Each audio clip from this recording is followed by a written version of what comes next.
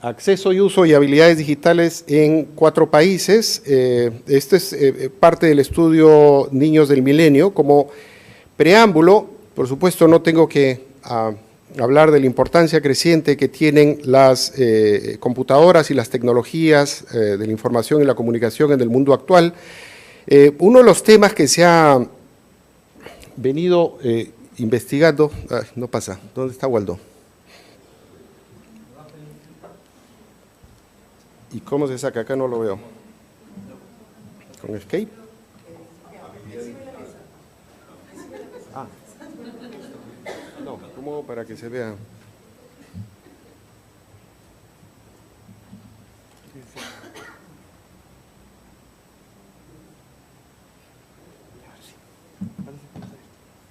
Ahora ya puedo usar ¿este? Ok.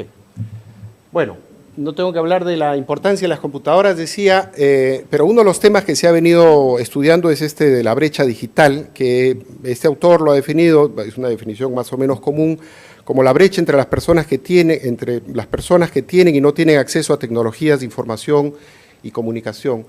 Hay relativamente pocos estudios en el Perú y yo pienso que ninguno, como el que nosotros podemos presentar, que compara 4 países y además tiene datos longitudinales, es decir, siguiendo a los mismos niños a través del tiempo, y les voy a hablar de esto en un minuto. Ahora, además del acceso, se espera que los ciudadanos del mundo sean capaces de mostrar habilidades avanzadas usando estos dispositivos, y algunos autores han hablado entonces de un segundo nivel de división digital, u otro nivel, si quieren, de la brecha digital, que sería no solo acceso, sino demostrar estas habilidades. Y aquí lo que vamos a hacer, esta breve introducción, digamos, hay una mayor discusión teórica en el documento que vamos a presentar pronto. Lo que queremos presentar es patrones de acceso, uso y determinante de las habilidades digitales en participantes de 2 cohortes en 4 países del estudio Niños del Milenio. Entonces, les cuento un poquito porque creo que hemos presentado varias veces Niños del Milenio, pero en este grupo me parece que puede ser novedoso para muchos. Niños del Milenio es un estudio internacional sobre pobreza infantil que sigue la vida de 12.000 niños en Etiopía, India, en 2 estados. Ustedes saben, India es un continente prácticamente, los estados de Andhra Pradesh y Telangana, Perú y Vietnam por 15 años. El método principal, el método original, fueron rondas de encuestas en hogares que se han hecho en 5 oportunidades, y ahí están los años, la última terminó el 2016. El objetivo es producir información cualitativa y cuantitativa de calidad sobre la vida de los niños, niñas, adolescentes y jóvenes en diferentes contextos. Pero se nos pidió desde el principio, y esto es algo financiado principalmente por la cooperación británica, que tengamos además algún impacto en políticas públicas, que aquello que encontremos no se quede, digamos, en journals o en libros, sino que lo usemos para, de nuevo, mejorar las condiciones de vida de los niños y jóvenes en los países, ¿no? Tenemos 2 grupos, y voy a hablar de cohortes, los menores nacidos el 2001 y los mayores nacidos el 94. O sea, si ustedes ven 2001 y 94 contra lo que teníamos de los años en que iniciaron, tenemos a los pequeños desde que tenían 1 año de edad y a los mayores desde que tenían 8 años de edad aproximadamente, y los hemos seguido, bueno, hasta la edad adulta, en el caso jóvenes adultos, en el caso de la cohorte mayor, y 15 años la cohorte menor. Esta es una de las cosas simpáticas que podemos hacer con un niño del milenio, porque, como le decía, los seguimos a la cohorte menor, disculpe que esté en inglés, desde que tenían 1 año, y a la cohorte mayor desde que tenían 8 años, pero como los hemos seguido periódicamente, podemos comparar los 8 años de la cohorte mayor con los 8 años de la cohorte menor en 2 momentos diferentes, 2009 contra 2002, ¿sí? Y a los 12 años, de nuevo, 2013 ahora contra 2006, y a los 15 años, 2016 contra 2009. Y en general, y esto es parte de otros informes, no lo que voy a presentar acá, pero en general lo que se nota, como se esperaría, es que la evolución de la cohorte menor es más positiva que la de la cohorte mayor, positiva en el sentido de mejores resultados en pruebas, menor desnutrición crónica, menores niveles de pobreza, etcétera. Y hemos hecho también, a partir del 2007, 4 rondas de estudios cualitativos con una submuestra, y la persona que ha liderado esto es Vanessa Rojas, que está al final de la sala, y pueden conversar con ella después si tienen interés sobre estos temas. Y también hemos hecho encuestas en escuelas que, bueno, podemos presentar en otro momento. Entonces, bueno, esto rápidamente es el tamaño de la muestra, 2.000 niños por país en la Corte Menor y entre 700 y 1.000 en la Corte Mayor. Y estas son las encuestas que les he contado de hogares, de comunidad, que se entrevistaba y se encuestaba a líderes de la comunidad, el estudio cualitativo que mencioné hace un minuto, igual que el estudio de escuelas, y en las últimas 2 rondas incluimos también unas encuestas, no solo a los niños de la Corte Menor, sino también a sus hermanos menores para ver variaciones dentro de los hogares.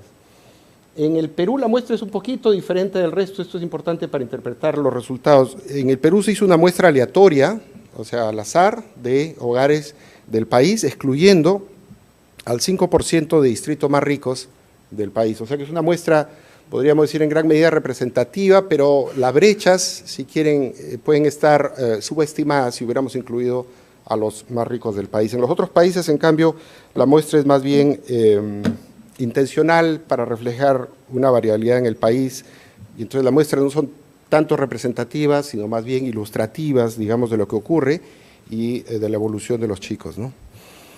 Ok, entonces, en la ronda 5 dijimos competencias siglo XXI, habilidades digitales, todo esto resulta fundamental, vamos a incluir algo sobre esto y tomamos, después de mucha discusión, y de repente esto es algo que podemos conversar con Coco después, con Lucía, dijimos qué hacemos para ver, sobre todo habilidades. Pensamos primero en ponerles una prueba, pero como eran 4 países, 2 cohortes y una variedad de ambientes y seguramente software y hardware tan diferente que usaban, resultaba muy complicado, después de revisar instrumentos, de hacerles una prueba escrita o incluso una prueba con computadora, porque se les podía presentar una computadora a la cual ellos no estuvieran acostumbrados, ¿no es cierto?, sino a otro tipo de computadora, o laptop, u otro dispositivo. Entonces lo que terminamos haciendo es usar un reporte de ellos mismos sobre el tipo de cosas que podían y no podían hacer. Ahora, como se menciona aquí, el reto de esto siempre es lo que se llama deshabilidad social, que le preguntan, ¿usted puede hacer estas cosas en computadora? Y sí, yo, por supuesto, puedo hacer de todo y más, ¿no? Sin poder realmente hacerlo. Ahora, hay variabilidad en las muestras, como le voy en los resultados, pero es un factor a tomar en cuenta. Lo que están diciendo estos datos aquí, no quisiera entrar en muchos detalles, es un índice, digamos, de la calidad, por decirlo de alguna manera, de las escalas psicométricas, y lo que está diciendo es que tiene un nivel muy alto, el máximo posible es 1, y estos son niveles muy aceptables que indican una gran cohesión y una gran confiabilidad, es el término que se usa de estas escalas. Como ustedes verán, bueno, son escalas de habilidades en computación, la cohorte menor, está en inglés, lo siento, younger cohort, habilidades en internet, para la cohorte menor y para la cohorte mayor, que son estos datos de aquí, o sea que con eso nos pareció que teníamos suficiente para poder empezar a mirar los resultados, y les voy a mostrar algunos de estos. Esta es la pregunta sobre acceso, ¿no? El primer sentido, digamos, de la brecha digital, y lo que ustedes tienen aquí en la cohorte menor es el porcentaje que dijo haber usado el dispositivo muchas veces en su vida, y hay 4 tipos de dispositivos: computadoras, tablet, internet y celular con internet, son los que preguntamos, y aquí están los países: Etiopía, India, Perú y Vietnam. India, como les dije, solo los 2 países. Estamos hablando de la cohorte menor, y lo que ustedes ven en general son niveles mucho más altos en Perú y en Vietnam, especialmente altos en Vietnam en cuanto al uso de celular con internet, y estábamos revisando algunos artículos periodísticos y efectivamente parece que hay una distribución masiva de celulares con internet, que son un instrumento muy cotidiano en este país, y en cambio en Etiopía e India los usos son bastante menores en comparación. Si miramos la cohorte mayor, se ven unos niveles similares, digamos, de diferencia entre Perú y Vietnam en comparación al resto de países. Le preguntamos también a las personas la frecuencia. Ahora, solamente las respuestas que vienen ahora, hay que tomar en consideración que son solamente para las personas que dijeron que habían usado estos dispositivos muchas veces en su vida, porque nos pareció que seguirles preguntando cosas sobre computadoras a gente que decía que lo había usado pocas o ninguna vez en su vida, podía ser hasta violento de alguna forma, ¿no? Entonces, las preguntas que vienen, estos porcentajes que van a ver ahora, son sobre las personas que han usado los dispositivos, como dice acá abajo, muchas veces en su vida. O sea, son porcentajes de ese porcentaje, ¿no? Que, como les mostré hace un ratito, son muy bajos de Etiopía, India, y relativamente altos en los otros dos países. Bueno, entonces, porcentaje que lo usa diariamente y... claro, aquí tenemos la cohorte menor y el uso de computadoras, donde el Perú es relativamente alto. Etiopía, en cambio, en el uso de tablets, pero de nuevo, esto es sobre un porcentaje muy pequeño, ¿no? Que es el que le mostré antes que tenía el acceso. Internet, los números salen altos aquí en Perú y Vietnam, y también celular con Internet. Aquí una cosa curiosa es que el celular con Internet sale hasta más alto que el uso de Internet mismo, que es una cosa que encontramos también en algunos casos aquí, ¿no? Y bueno, aquí esta es la cohorte mayor, es la pregunta también, y aquí tienen los patrones de uso, que son, digamos, diferentes de los de la cohorte menor, aunque aquí en Internet y celular con Internet se ve nuevamente a Perú y Vietnam usando estos dispositivos con mayor frecuencia. Les preguntamos en tercer lugar el uso, desde qué edad habían usado, ¿no? ¿Cuál fue cuántos años tenían cuando empezaron a usar cada uno de los dispositivos, computadoras, tablet, Internet y celular con Internet? Y tienen la cohorte menor y la cohorte mayor. Y lo que van a encontrar en general es que, como se esperaría, la cohorte mayor lo usó los dispositivos a una edad mayor que la cohorte menor, ¿no? Si ustedes comparan cualquiera de estas cifras para cualquiera de los países. Si se comparan los datos de Perú, las computadoras, los chicos de la cohorte mayor, que tienen ahora 22 años, habían empezado a usarlo hace unos 10, a los 12 años, y en cambio los de la cohorte menor habían empezado a los 10 años de edad. Las tablets, entre los que habían usado, 17 contra, digamos, 12, Internet, 13 y medio contra 11, digamos, y celular con Internet casi 17 contra 12 y medio. O sea que tienen ustedes este patrón, podríamos decir, en general, en el cual en Perú y en Vietnam se usan más, se usan, digamos, en general, con algunas excepciones, con mayor frecuencia, y se usan desde una menor edad también, porque si ustedes comparan las cifras en general, van a encontrar un patrón de uso a menor edad en Perú y Vietnam. Entonces empezamos a decir, bueno, vamos a ver cuáles son los factores que se asocian al uso de estos dispositivos y también a las habilidades que percibimos nosotros en estos dispositivos, en estas escalas. Y entonces, mirando lo primero, que es la pregunta de si alguna vez ha usado o no cada uno de los siguientes, que es la brecha digital, digamos, la primera de la que hablé hace un rato, la pregunta o la respuesta clave que separa la brecha digital es: lo ha usado muchas veces en su vida versus pocas veces, no nunca, o no sé qué es eso. Esta con esta y esta, digamos, no nunca, sí pocas veces, y no sé qué es eso, las consideramos como que no estaban separados en un grupo del grupo de sí muchas veces en mi vida, y usamos esto para estimar, insisto, la brecha. Entonces, ¿qué cosa es lo que vemos? ¿Dónde está la brecha digital? ¿Quiénes son los que tienen acceso a los dispositivos en general?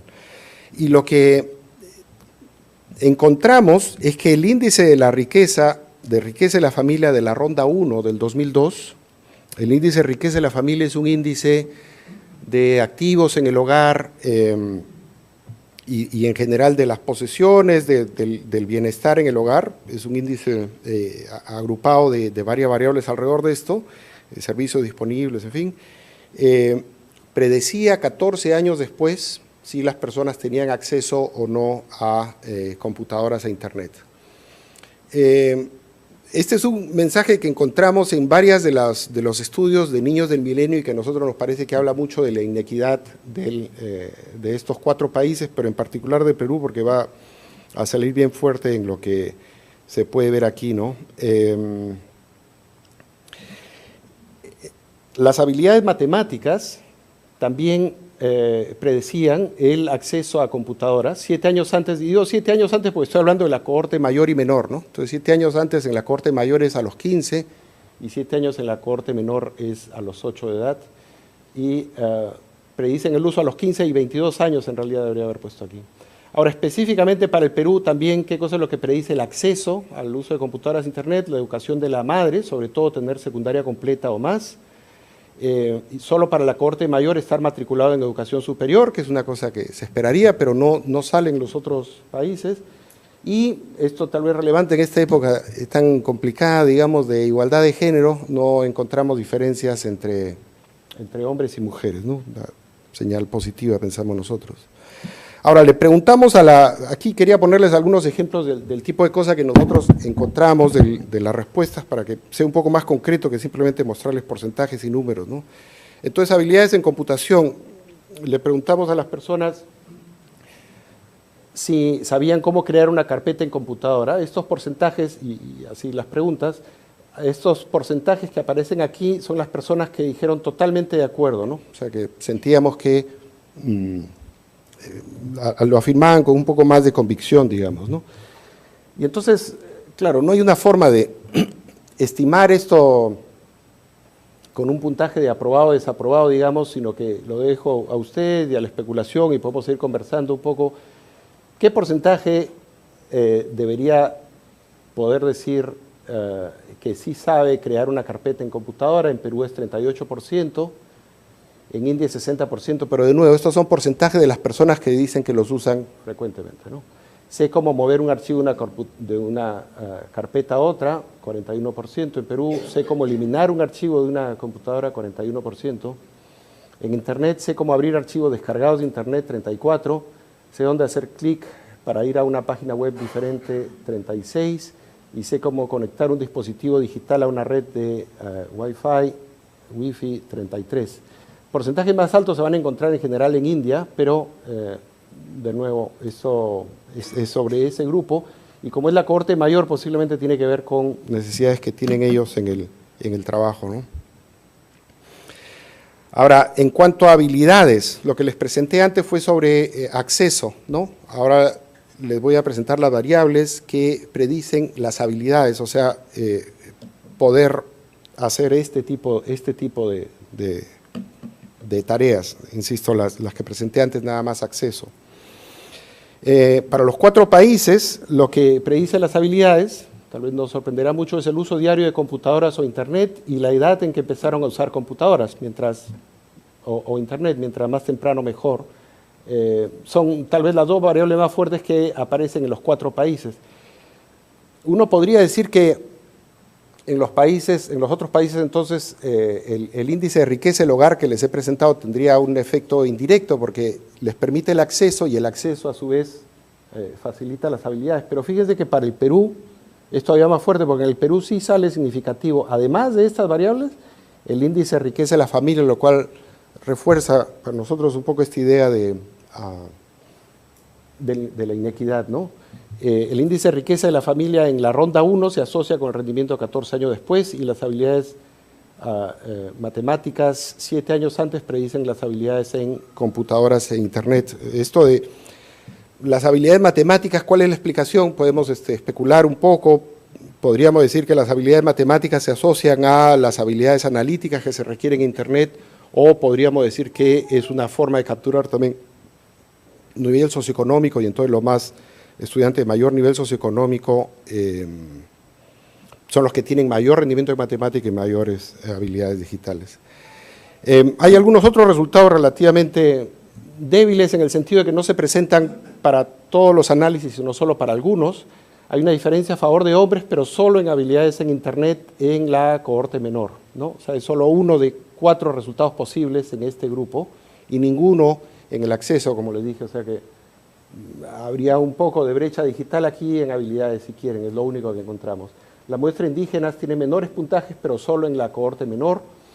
Esto de los indígenas es interesante, pero lo que pasa a menudo en los estudios es que si ustedes correlacionan ser indígena o castellano hablante con habilidades, acceso, etcétera, sale significativo, pero una vez que incluyen en la ecuación, en el análisis pobreza termina capturando gran parte del efecto de ser indígena, y entonces indígena aparece como no significativo, no porque no lo sea, sino porque está muy mezclado, digamos, con pobreza, ¿no?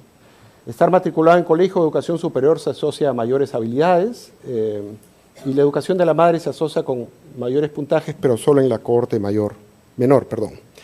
Bueno, y para terminar, entonces, las cosas que he estado diciendo, la brecha digital está asociada con el nivel de riqueza, rendimiento y educación de la madre, lo cual sugiere, insisto, este mensaje de inequidad, que se repite en general en educación y no tendríamos por qué sorprendernos entonces que aparezca en este tema de las TIC.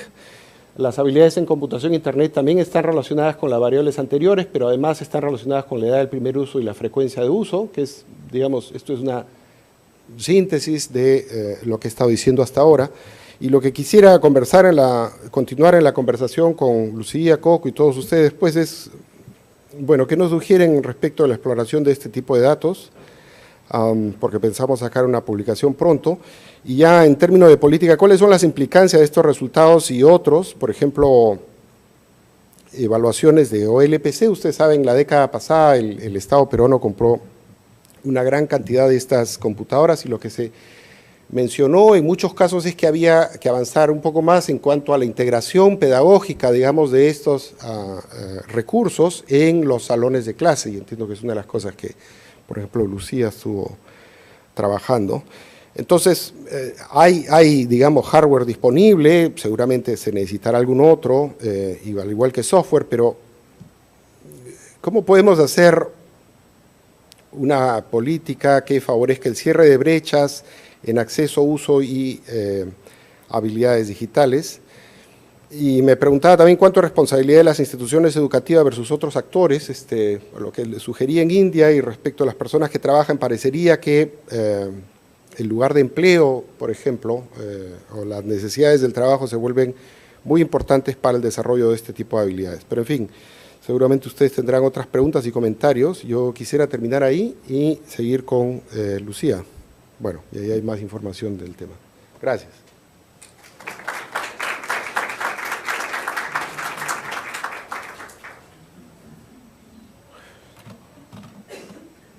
Y el tuyo está por acá, ¿no?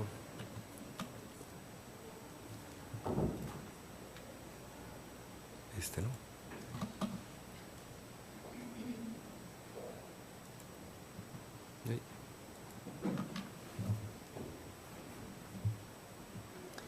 A ver, ¿cómo hago? Ok.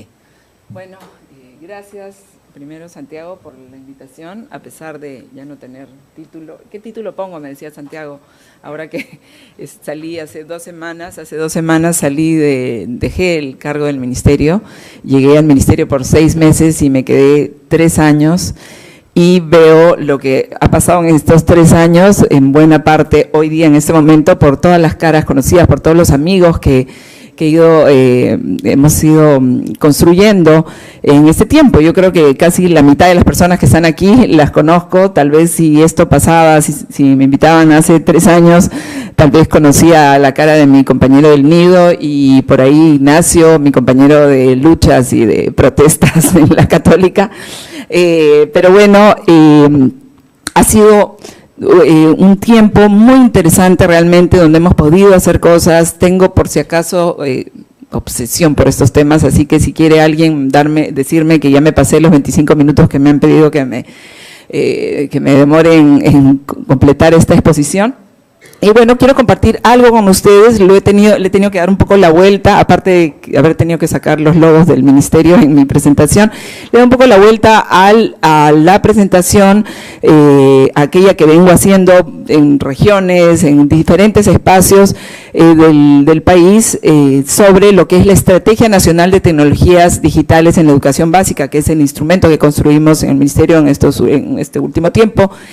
Tuvimos gente que nos apoyó, como por ejemplo Coco Copelo, formó parte de este equipo, ¿no?, consultivo, asesor, y algunas otras caras que están aquí. Entonces, más que nada me he centrado en lo que es la capa de hitos de cierre de brecha digital en la educación peruana, ¿no?, y tratando de hacer ciertas reflexiones basadas en la evidencia que tenemos, ¿no?, que tenemos. Entonces, en primer lugar, pensando un poco, bueno, ¿qué evidencia tuvimos y qué evidencia tuvimos que recoger para construir esta estrategia?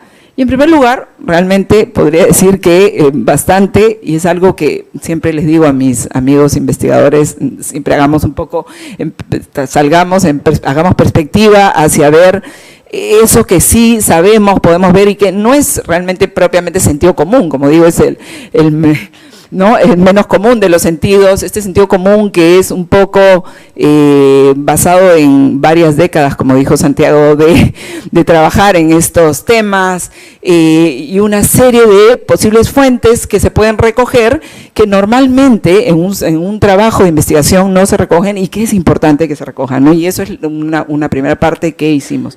En segundo lugar, data, ¿no? Hay poca data censal, hay mucha data muestral, hay buena y mala data que se ha recogido de experiencias, de estudios, de investigaciones, de temas más a nivel muestral.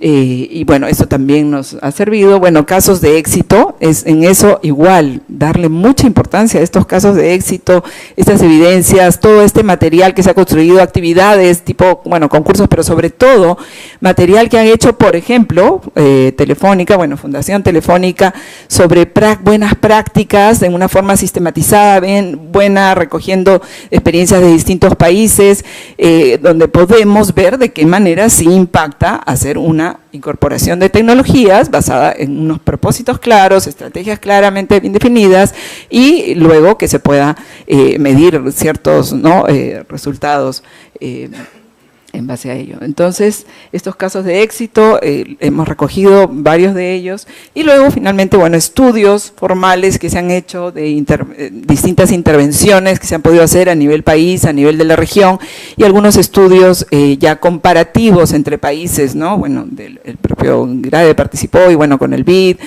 UNESCO y algunos otros. Todo ello nos ha servido, es el primer ejercicio que hicimos, ¿no?, de recoger todo esto y llegar a evidencias que realmente, como les digo, en el menos común de los sentidos ya podríamos predecir, ¿no es cierto? En primer lugar, en lo que se refiere al docente, docentes que sí tienen competencias digitales. O sea, esto de la evidencia tiene que ver fundamentalmente a nivel como se ha presentado, ¿no? Lo ha hecho Santiago, el tema de competencias, de habilidades, cuánto nivel de competencias digitales tienen los docentes y, por supuesto, los estudiantes a nivel del uso que se le está dando, pero fundamentalmente basta con que al hablar de brechas estemos encontrando evidencias a nivel de ese acceso y sacar conclusiones de esa relación entre ese acceso, falta de acceso, esas brechas que existen y no poder impactar, ¿no?, producto de ello.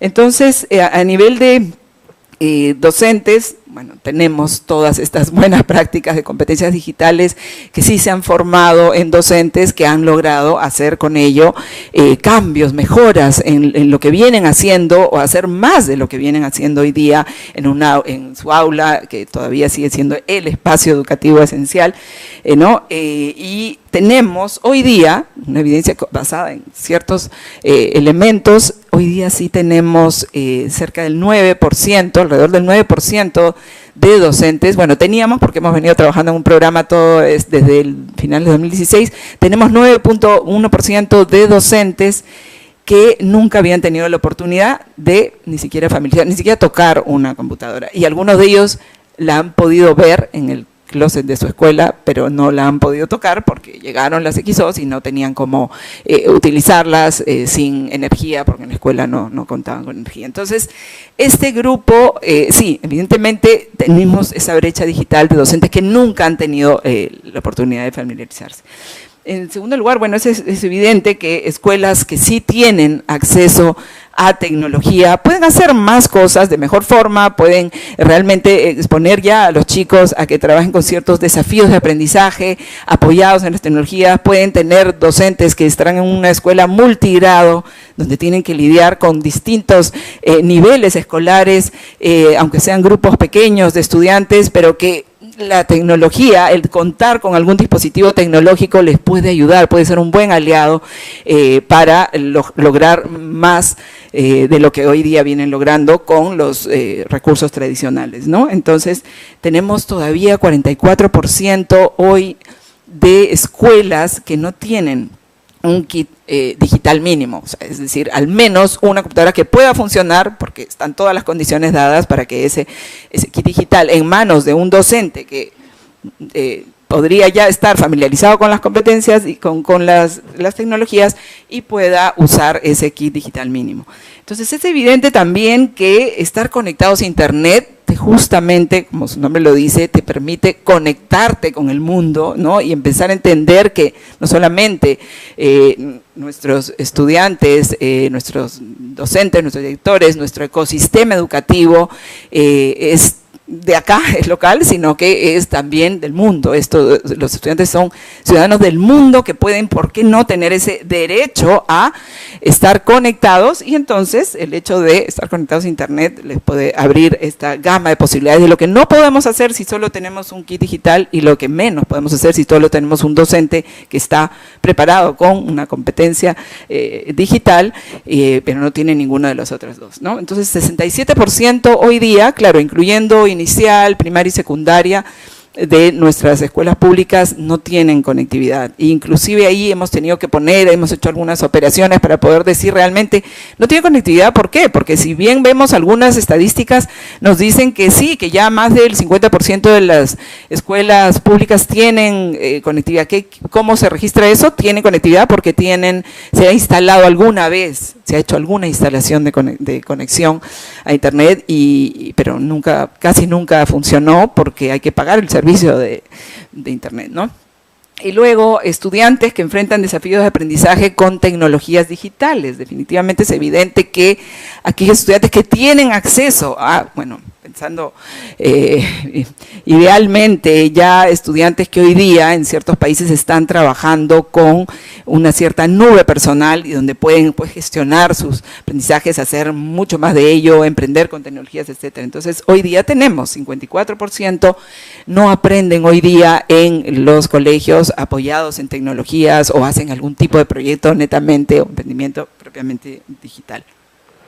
Entonces, bueno, lo primero dijimos, tenemos que concentrarnos, en primer lugar, ponerle la importancia mayor al fin a las brechas, al cierre real de las brechas digitales. No tenemos una estrategia, esa estrategia tiene que contemplar, aunque sea soñar que al 2021 vamos a lograr las brechas, tenemos que plantearlo, ponerlo para de ahí generar todas las señales, invitar, involucrar, insertar, comprometer a todos los distintos actores para ir logrando estos distintos cierres de brechas.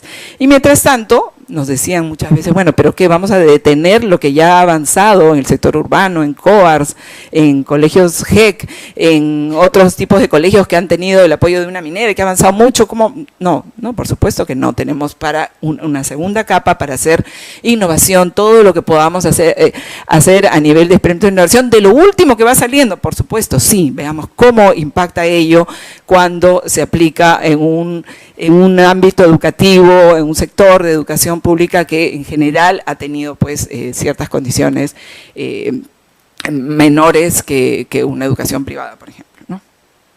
Entonces, ¿cómo hacer esto? Y nos planteamos, invitamos a un grupo de jóvenes de generación Z, podemos llamarles ahora, ¿no?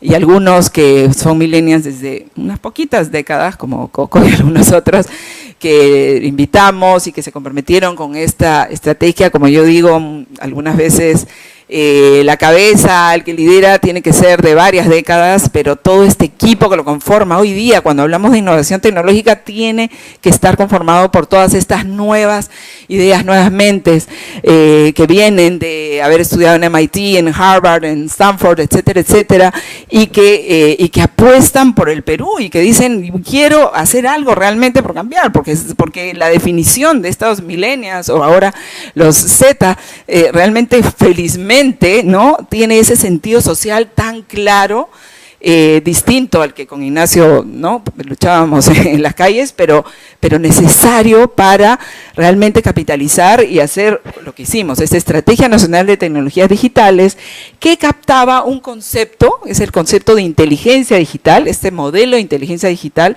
basado en este concepto, que se define como la sumatoria de ciudadanía digital, más creatividad digital, más emprendimientos digitales. Es una persona, una de estas estudiantes de una universidad, y que ella es de Singapur, construyó este concepto para el ámbito de educación y construyó lo que se llama el coeficiente digital, ¿no? Este coeficiente digital, hay todo un cúmulo de material, los que quieran más de esto, tengo todo lo que quieran, para poderlo compartir, por supuesto. Entonces, esto en cristiano, digamos, en currículo, en lenguaje, currículo nacional, acá nos acompaña alguien que fue importante, ¿dónde está? La vi por ahí, Isabel, que construyó dentro de lo que es el currículo nacional este concepto de competencia digital, competencia TIC, se le llamó en su momento, ¿no?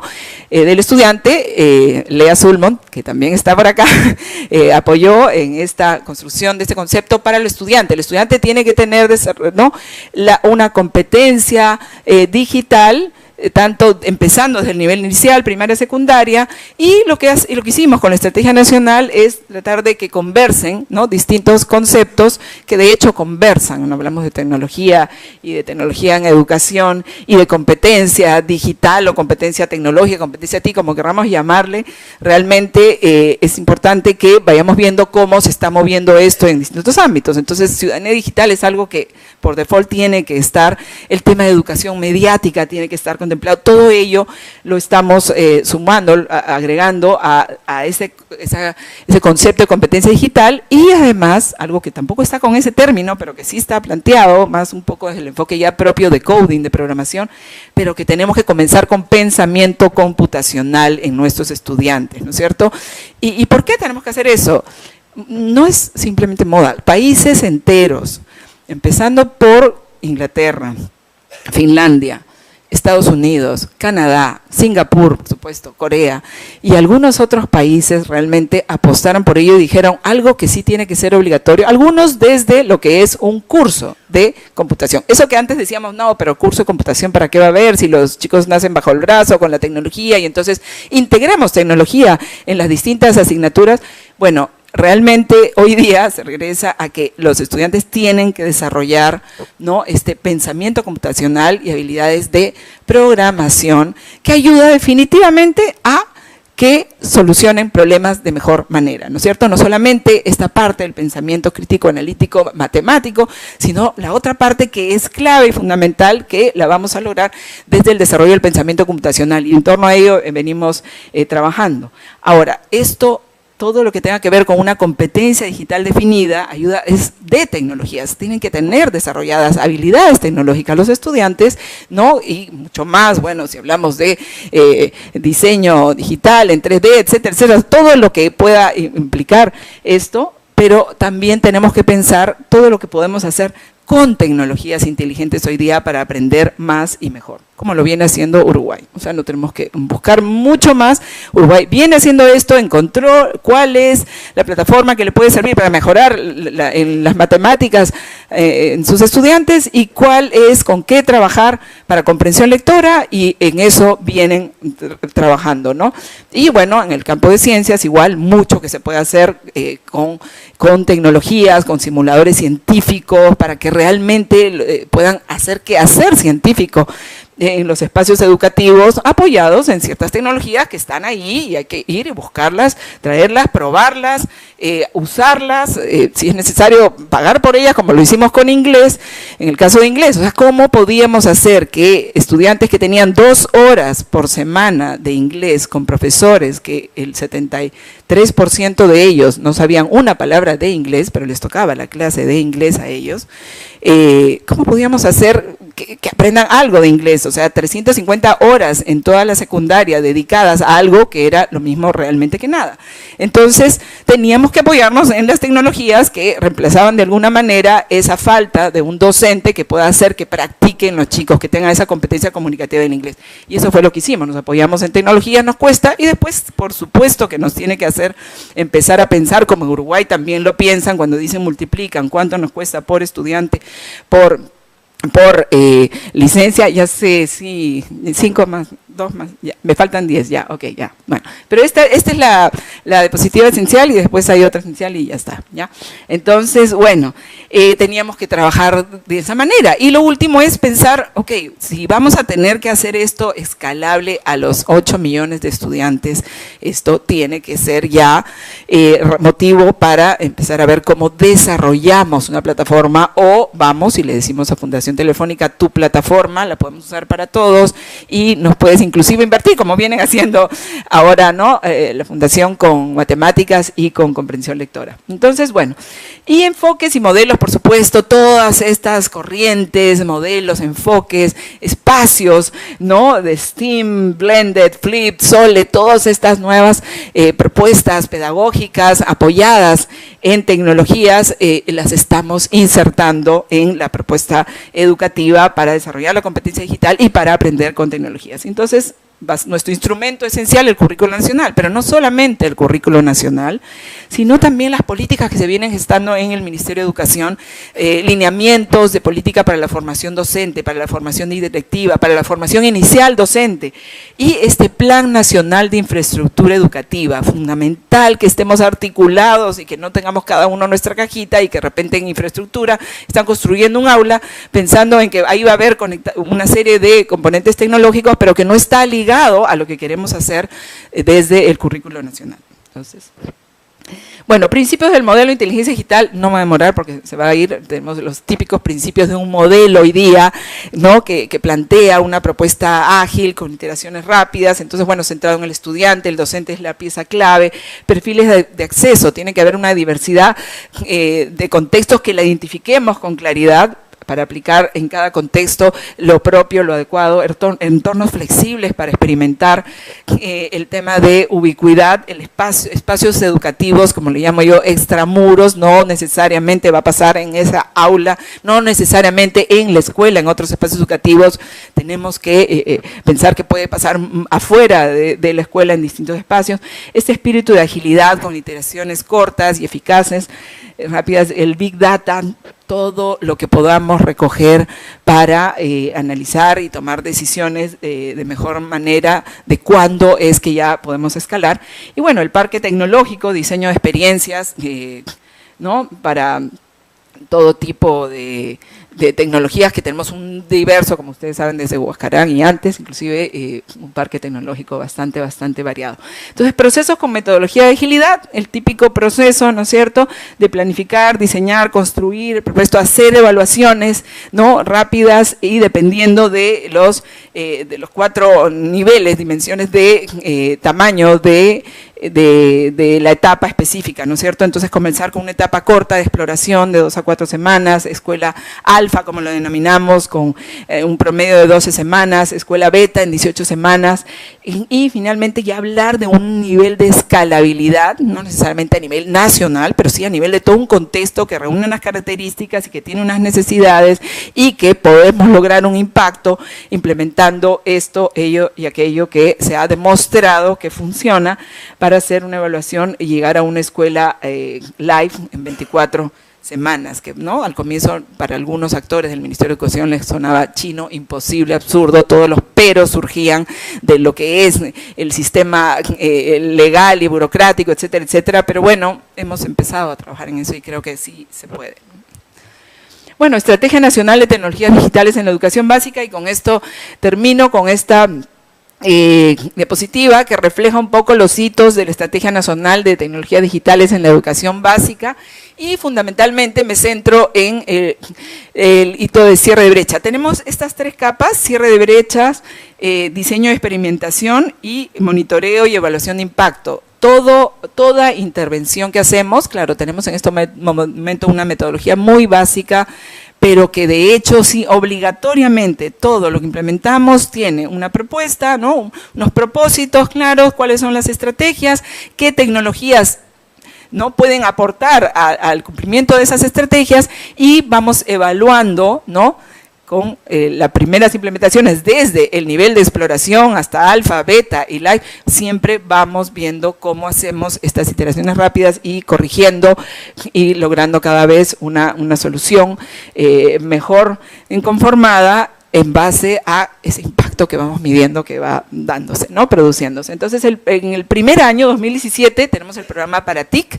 Para ti, docente que has estado olvidado de las tecnologías, ahora te llevamos este programa Para TIC de familiarización de las tecnologías digitales. Si alguno tiene un buen amigo en el Ministerio de Educación hoy y es amigo del ministro o el viceministro o el director, por favor, díganles que no lo archiven, porque nos han contado que han archivado este proyecto, que estábamos a mitad de camino, para que el 31 de diciembre no haya un solo docente y podamos decir como país orgullosos, y cuando estemos en esas tablas de 4 países comparativos, ¿no?, estemos más arriba en oportunidad del uso de competencia, en este caso, de qué nivel de competencia tienen nuestros docentes, que sí estén todos familiarizados. Todos tuvieron la oportunidad de familiarizarse para luego, a partir de ahí, hacer su primer proyectito integrador de tecnología en su aula, ¿no? Y entonces, ¿qué pasa? Una vez que familiarizados los docentes en el 2018, ¿qué cierre de brecha tenemos que cumplir? Tenemos que cerrar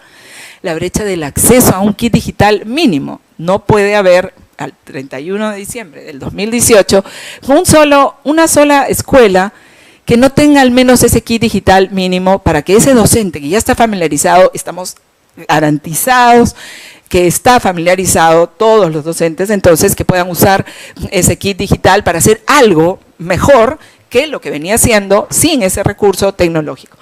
Y ese kit digital es la suma de algo, un hardware ideal, dependiendo del escenario. Si hablamos de una unidocente, multigrado, si hablamos de una escuela con muchos estudiantes, etcétera, dependiendo de ello, ese kit digital tiene el hardware apropiado, el software, y si necesariamente se tiene que apoyar en un proyector por la cantidad de estudiantes, también ello. En el 2019, eso sí fue un sueño que frustrado casi en la primera reunión con MTC y con otros actores, de pensar que en cada escuela hay al menos alguito de conectividad. Había, y eso fue bastante, o sea, muchas peleas prácticamente dentro del ministerio y con los que tienen el chip un poco del MEF, de pensar, vamos primero a la eficiencia, lleguemos a ser muy eficientes en conectividad en los colegios que ya tienen algo, Alfonso Ugarte, Juan Alarco de Dahmer y Fanning, ¿no? Primero ahí lleguemos a los 30, lo que tiene Finlandia, para ver qué pasa, y luego vamos ahí yendo cada vez a lo más inaccesible, lo más alejado, lo más complejo, lo más abandonado. Entonces, nunca, ¿no? Definitivamente eso es lo que de hecho va a ocurrir. Entonces nos planteamos, tenemos que pensar, y eso sí es otra tarea pendiente que les digo y que no llegué a contarle a Santiago ahora, que tenemos que pensar en un plan nacional de acceso a la conectividad a nivel país, que no va a poder ser abordado desde cada sector. No puede abordarse el sector educación y aparte del sector salud ver lo propio, y aparte del sector seguridad, policía ver lo propio, etcétera, etcétera. O sea, tenemos que plantearnos una política nacional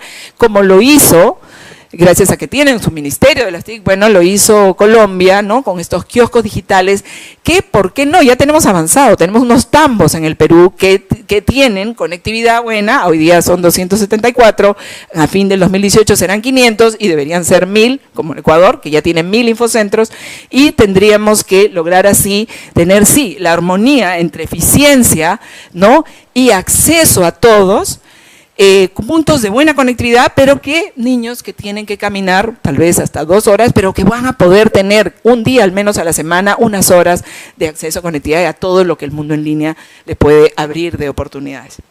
Entonces, bueno, eso es tarea pendiente. Por ahora estamos todavía peleando con esa lógica de primero eficiencia y después acceso. Estudiantes que aprenden y emprenden digitalmente. Y esto también puede ser todos aprendiendo con 5 horas o todos con una laptop o una tablet en la mochila, como en Uruguay, o puede ser también, podemos pensar, y por eso lo ponemos así, porque de hecho al menos todos los estudiantes al menos que tengan oportunidad de 1 hora a la semana, asegurado, garantizado, hacer algo con las tecnologías, emprender algo tecnológicamente o digitalmente hablando, y, ¿por qué no?, mejorando su comprensión lectora, mejorando sus habilidades matemáticas, haciendo ciencias, usando las tecnologías, algo al menos todos los estudiantes. En ese sentido es el tema de cierre de brecha. Y el tema ya de tecnológico como tal, de acceso a cuántas horas, o sea, pensando en ese ratio, ¿no? Tratar de acercarnos al 1 a 1, sí nos hace, y eso dejo como última reflexión, el hecho de romper el esquema entre, o sea, tenemos que ver de qué manera nos ubicamos un poco en el medio entre lo que venimos haciendo. Hace 2 años se ha hecho una última compra en el Ministerio de Educación de tablets de $360. ¿Por qué? Porque eran las más, que soportaban más las tiradas del 3er piso a la piscina y no le pasaba nada, y además en el gobierno los procesos públicos se demoran tanto y tenemos que tener todas las garantías del mundo y además nos traen millones de contenidos. ¿Qué ha pasado con eso? No ha pasado nada. Lamentablemente, hasta hoy todavía, a pesar de las luchas, las peleas y acá con nuestros amigos, algunos que han estado con sangre, sudor y lágrimas de lograr, recién algo está empezando a pasar, sí, felizmente, pero son 2 años que se pasaron. Y eso versus el otro extremo, donde un hindú viene a visitarnos y nos dice que él ha construido la tablet más barata del mundo, de $20, que, claro, obviamente si la tiro acá, ya seguramente algo le puede pasar, pero sí eso significaría, pues obviamente, $20 a 360, o sea, 18 chicos que tendrían una tablet de esas, aunque puede ser que dure menos que el libro, que rompo y garabateo, pero puede durar. Entonces, entre un extremo y otro tenemos que ir viendo cómo está haciendo Uruguay, ¿no? Uruguay se fue por una tablet de 70 y una laptop de $120. Y bueno, con eso termino. El modelo de inteligencia digital, cada actor consciente de su rol, de sus responsabilidades, de sus obligaciones y por supuesto de sus derechos como ciudadanos digitales, y me refiero en esto desde el Ministerio de Educación, todo el aparato administrativo, las direcciones regionales, los gobiernos regionales, las UGELes y todo el ecosistema, el director con un rol claro en cómo hacer que cómo lograr mejor la autonomía escolar, haciendo una gestión apoyada en ciertas tecnologías para mejorar la gestión y esa visión pedagógica de este líder que hoy día definimos como director. Gracias.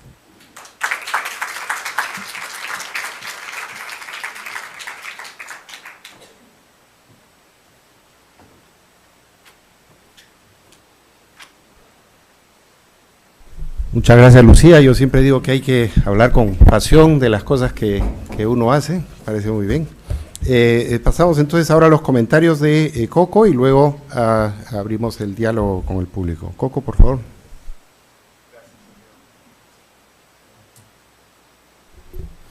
Bien, bueno, en principio saludar esta y todas las iniciativas de análisis, de investigación, de estudios que permiten construir evidencia, ¿no? Porque es en base a la evidencia que podemos construir argumentos para entender como ciudadanos y como gestores públicos la importancia de formulación de políticas públicas bien argumentadas, ¿no? Y es la evidencia la que nos permite esto, ¿no?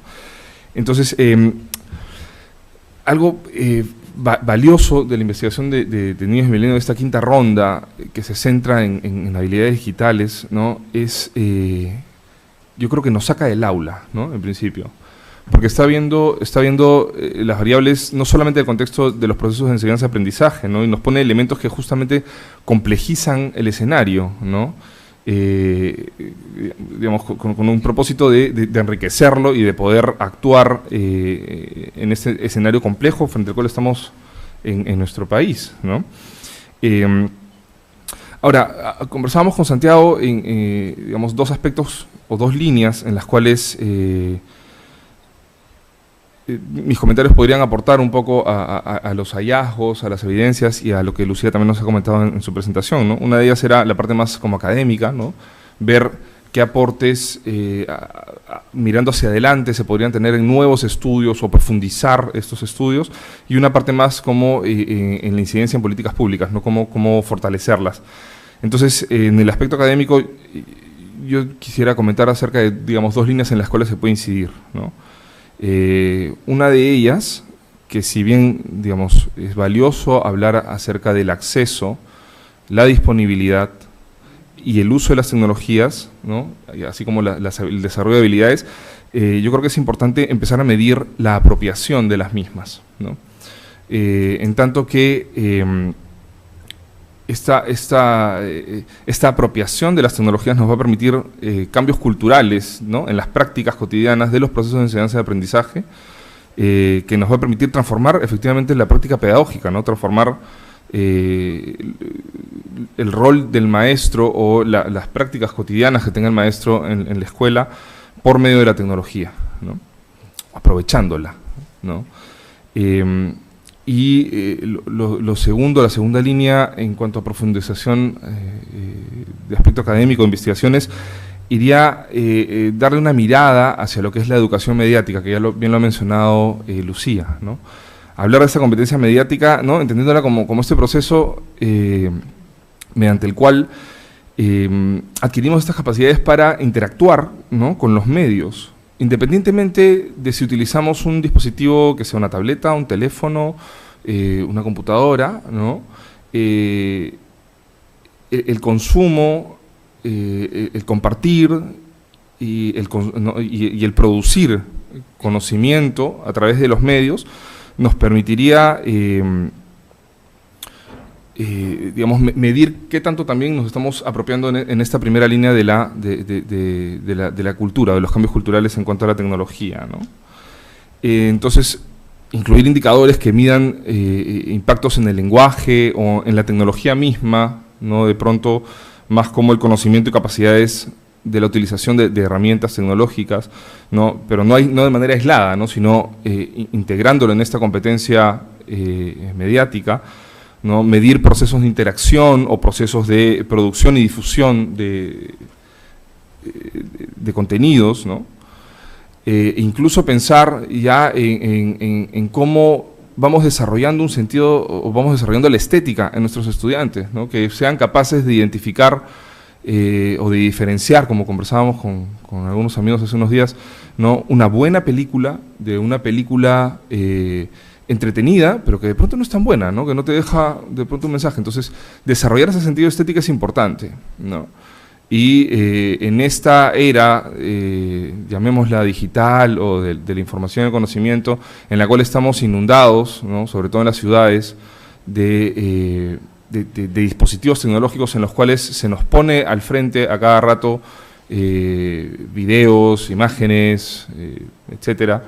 Tener esa capacidad de discernir críticamente qué es valioso y qué no es tan valioso va a ser importante para construir ciudadanía y para poder desarrollar nuestro país social y económicamente, ¿no?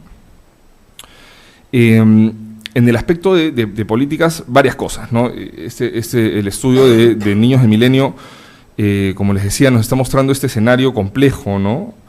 De manera argumentada, ¿no? Y estos argumentos nos permiten tomar pasos firmes, o van a permitir en todo caso a nuestro país, a nuestros líderes políticos, tomar pasos firmes en la formulación de políticas públicas.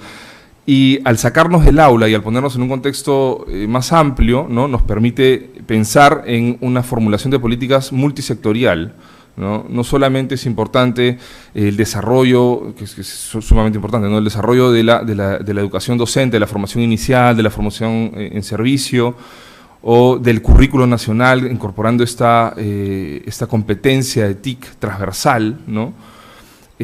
Sino también pensar qué cosas se puede hacer, por ejemplo, desde el MIDIS para asegurar estos cierres de brecha de malnutrición, ¿no?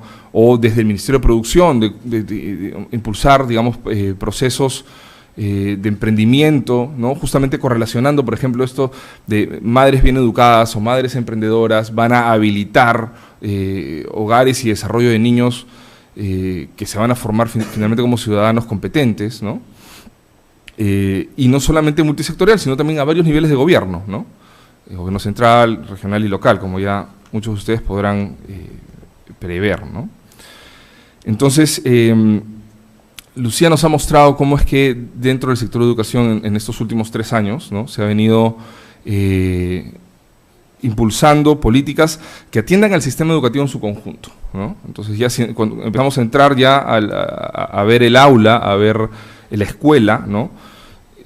Las políticas no pueden ser aisladas, ¿no es cierto? Atender a los docentes o atender a los estudiantes, a los directivos, a la escuela, tiene que ser una intervención global para todo el sistema educativo, ¿no? Sin embargo, sí creo que hay que prestar, como bien lo denota en su presentación Lucía, especial atención en los docentes, ¿no? Y aquí quiero mencionar un estudio que alberga McKinsey & Company, basado en la evidencia recogida de los estudios de PISA, en la cual encuentra que, digamos, los mejores resultados con tecnología, el mejor impacto se encuentra cuando la tecnología se pone en las manos de los profesores, de los maestros, ¿no?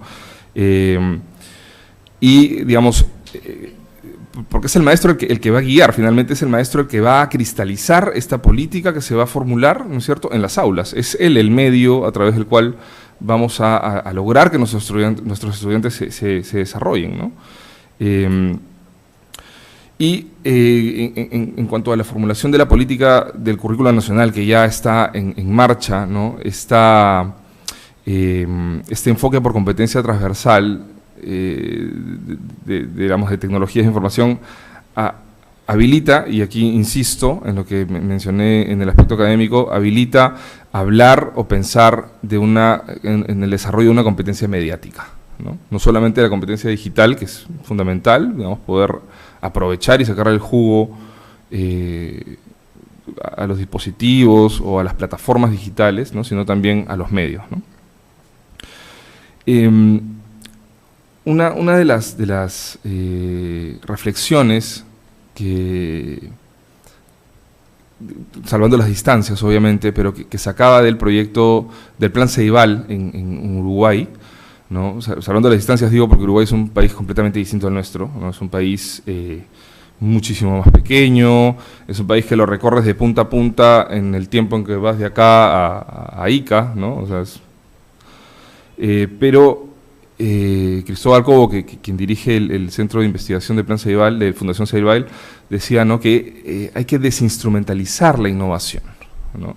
No podemos hablar de innovación porque es bueno innovar simplemente, sino, y aquí viene mi reflexión, ¿no?, que es, empecemos a pensar en una enseñanza innovadora, es decir, enseñar a los maestros a innovar en su práctica educativa, en su práctica docente, para que los estudiantes, los alumnos aprendan de manera creativa, ¿no? Digamos, habilitar este aprendizaje o alcanzar este aprendizaje creativo, ¿no? Y dado que la tecnología de la información y la comunicación y la tecnología en general, ¿no?, los instrumentos y herramientas tecnológicas que nos acompañan en el desarrollo de nuestra humanidad nos invita a hacer las cosas de una manera distinta, ¿no? Ya nos está invitando de alguna manera a innovar estas prácticas diarias, cotidianas, ¿no? Entonces, podemos aprovechar esa virtud, de alguna forma, que tienen las tecnologías para llegar a esta innovación, ¿no? Entonces, digamos, cerrando mi comentario, invitándolos ya a poder conversar y ampliar, ¿no? Pensemos, y voy a aparecer cassette rayado, o bueno, disco rayado, o ahora que diría MP3 rayado, no sé. ¿No? Pensar en la tecnología como un medio, no como un fin, ¿no es cierto?, para atender los desafíos sociales, ¿no?, y no tanto como una solución al problema educativo. Es decir, no vamos a solucionar el problema de la educación porque pongamos tecnología, ¿no?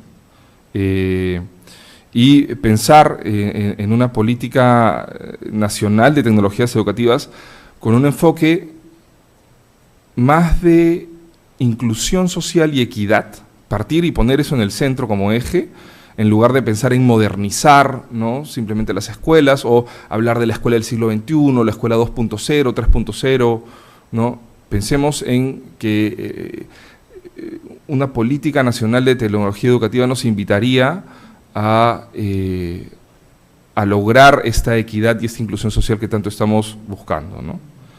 Entonces, yo creo que es fundamental la línea de evolución que se está planteando, ¿no?, de acceso y disponibilidad, ¿no es cierto?, cerrar esta brecha más de infraestructura, digamos, ¿no?, para luego pasar a con lo que empezaba hablando sobre el uso y la apropiación, ¿no?, medir estas habilidades digitales, no solamente en cuanto a que sepan utilizar efectivamente los dispositivos, sino que se los apropien y transformen sus procesos, tanto maestros como estudiantes y padres de familia también, ¿no?, que son parte de este ecosistema, ¿no?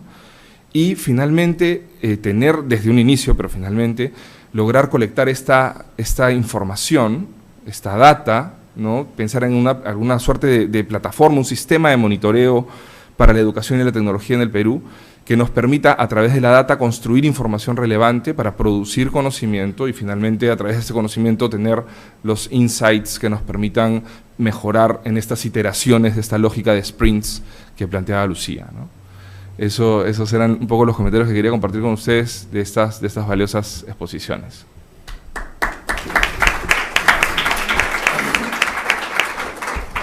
Gracias, Coco. Lo que has mencionado al final de inclusión social y equidad me ha recordado que en el Objetivo de Desarrollo Sostenible 4 de Naciones Unidas, que mencionamos poco en realidad en el Perú, justamente el modelo que se habla es un modelo de educación inclusiva, que en el Perú a veces lo hemos tomado en el sentido de a estudiantes con discapacidad, que por supuesto tienen que estar incluidos en este modelo, pero es más amplio que esto, ¿no? Y lleva a una discusión de una educación pertinente, de calidad, que se ajusta, digamos, y promueve el desarrollo de todos los individuos. O sea que muchas gracias. Bueno, ahora… ¿En este punto puedo decir algo? Sí. Solamente para que nos quede…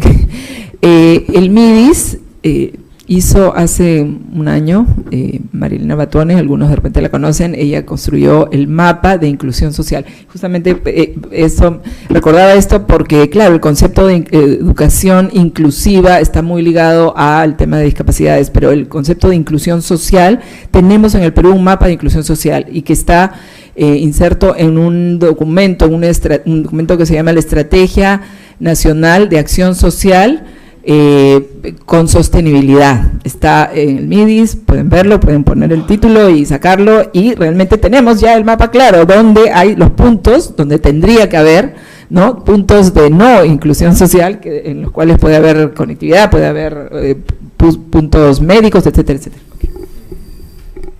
Muchas gracias. Entonces, tenemos un micrófono, creo, para pasar. Entonces…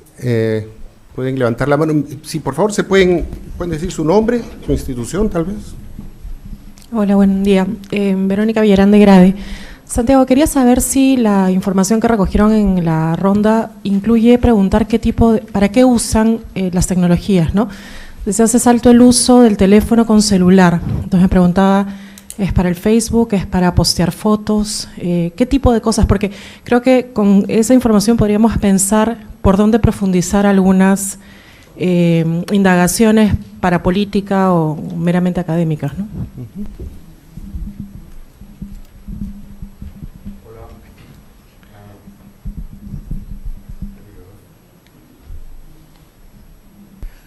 Buenos días, Luis García Gutiérrez, de Foro Educativo. Quisiera hacer una reflexión sobre la interesante exposición. Todo hace pensar, con los análisis económicos últimos, de que el Perú, en esta gran discusión si es un país minero o un país agrícola, etcétera, es que somos un 10 a 12% de país agrícola tradicional, somos un 12 a 16% de país minero, y que el futuro del país está en los servicios y en la modernización de los servicios, y entonces encaja perfectamente con esto que ustedes han planteado de pensamiento digital. Pero aquí viene un tema educativo. El caso es que meter todas las tecnologías, involucrarlas, hacer toda una especie de espacio de planteamientos tecnológicos, etcétera, como ya hay ciertas experiencias en donde se hacen experimentos y después no hay un seguimiento y queda todo en el aire, se hacen programas y se interrumpen, es porque en realidad, si nos basamos en las experiencias históricas, el caso más claro que se me viene a la mente es, por ejemplo, de Singapur, en donde optan por todo el planteamiento del pensamiento digital y de las tecnologías modernas, pero lo relacionan con la industrialización. Entonces, no vaya a ser de que podamos caer en tecnologías y en el medio sin los contenidos.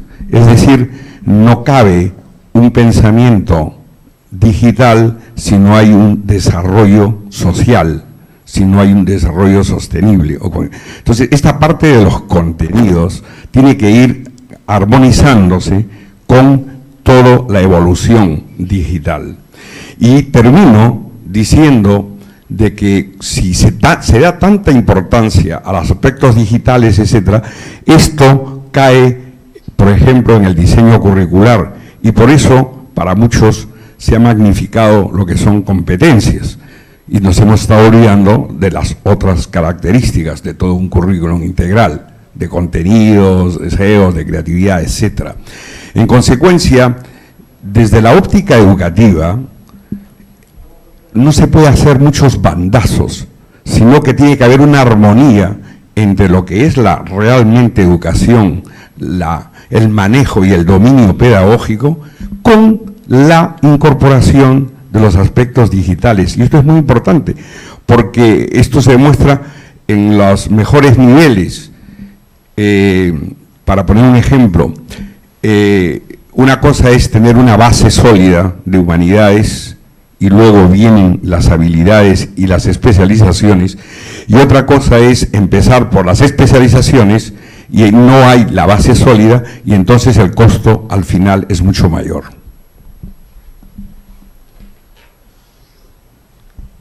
Sí, Roberto Bustamante. Sí, hay una cosa que me parecía recontra interesante de las exposiciones de Santiago y Lucía, es que, claro, tenemos en los últimos años, hay que agradecer eso, un corpus enorme de investigación sobre las TIC y la educación en el Perú. O sea, están los estudios del BID, están los estudios de GRADE, los mismos estudios que ha promovido el Ministerio de Educación, ¿no? Tanto cualitativos como cuantitativos. Hay un montón de información.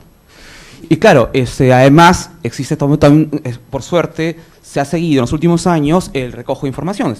Sabemos ahorita, por ejemplo, que hay una gran brecha digital, para usar ese término, con respecto a docentes y acceso a TIC. O sea, solamente el 65% de docentes en el Perú, según la encuesta ENDO, tiene una computadora en su casa, lo cual es un tema complicado. Como bien se ha señalado, los docentes son pieza clave, pero si los docentes no tienen una computadora con conectividad a internet en su casa, es muy poco lo que se puede hacer.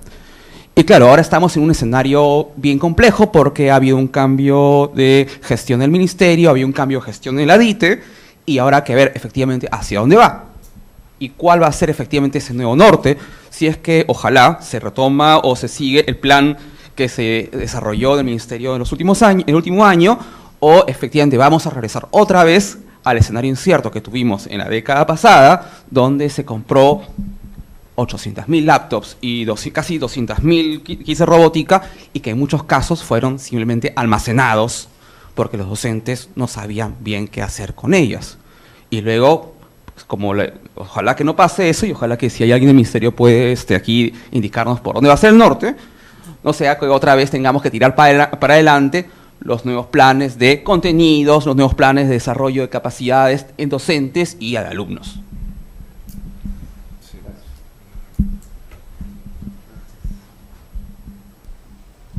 Enma Aguirre, consultora independiente, trabajando con IPA y Fe y Alegría.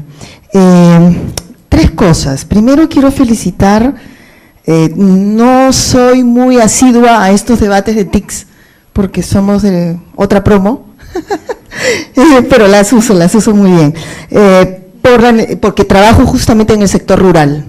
Entonces yo quiero felicitar a Lucía por la pasión que le has puesto y también a Jorge por la claridad con la que han trabajado el tema de inclusión social desde las TICs, versus este concepto de eficiencia, que es el que, por ejemplo, hizo de que no se privilegiara durante décadas la ampliación de la cobertura de educación inicial en la zona rural bajo el exquisito indicador de eficiencia, o sea, ¿cómo vamos a poner una profesora para 5 niños, no? O sea, una profesora para 25.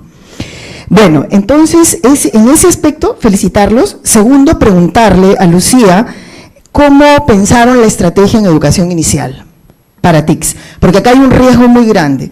Hay una tendencia muy fuerte al trabajo memorístico de completar cuadernos que podría ser reemplazado tranquilamente por tablets sin hacer uso de lo que es la psicomotricidad, el juego libre y todo el trabajo de expresión corporal que es fundamental para la estructuración de la función simbólica en los niños, ¿no? ¿Cómo previeron eso? Y tercero, respecto de los directores, ¿no? Yo trabajo con directores de escuelas unidocentes y multigrado, y si bien el Ministerio dinamizó el uso de herramientas digitales, si el pensamiento normativo no cambia, la herramienta termina siendo un documento más al estilo normativo. Creo que ahí hay que enfatizar que los directores tienen que tener a partir de sus prácticas e iniciativas, sus proyectos educativos institucionales, para que realmente la herramienta que les brinda el Ministerio sea tal, porque de lo contrario se convierte en un documento digital para brindarle datos al sistema, pero que no lo ven como una herramienta para fortalecer sus propias iniciativas de proyectos institucionales. Buenos días, mi nombre es Daniela Gamboa, vengo de la Sociedad Peruana de Síndrome de Down. Sabemos que todo el tema de tecnologías es una herramienta valiosísima para la educación y es además también un camino muy importante para la accesibilidad, sobre todo la accesibilidad de personas con discapacidad a los aprendizajes. Entonces, a mí me gustaría saber si es que existe alguna variable que visibilice la participación de la niñez con discapacidad en el estudio de niños del milenio, porque siento que sería un insumo muy importante para saber hacia dónde podemos caminar con las tecnologías para la inclusión de todas y todos los estudiantes. Muchas gracias.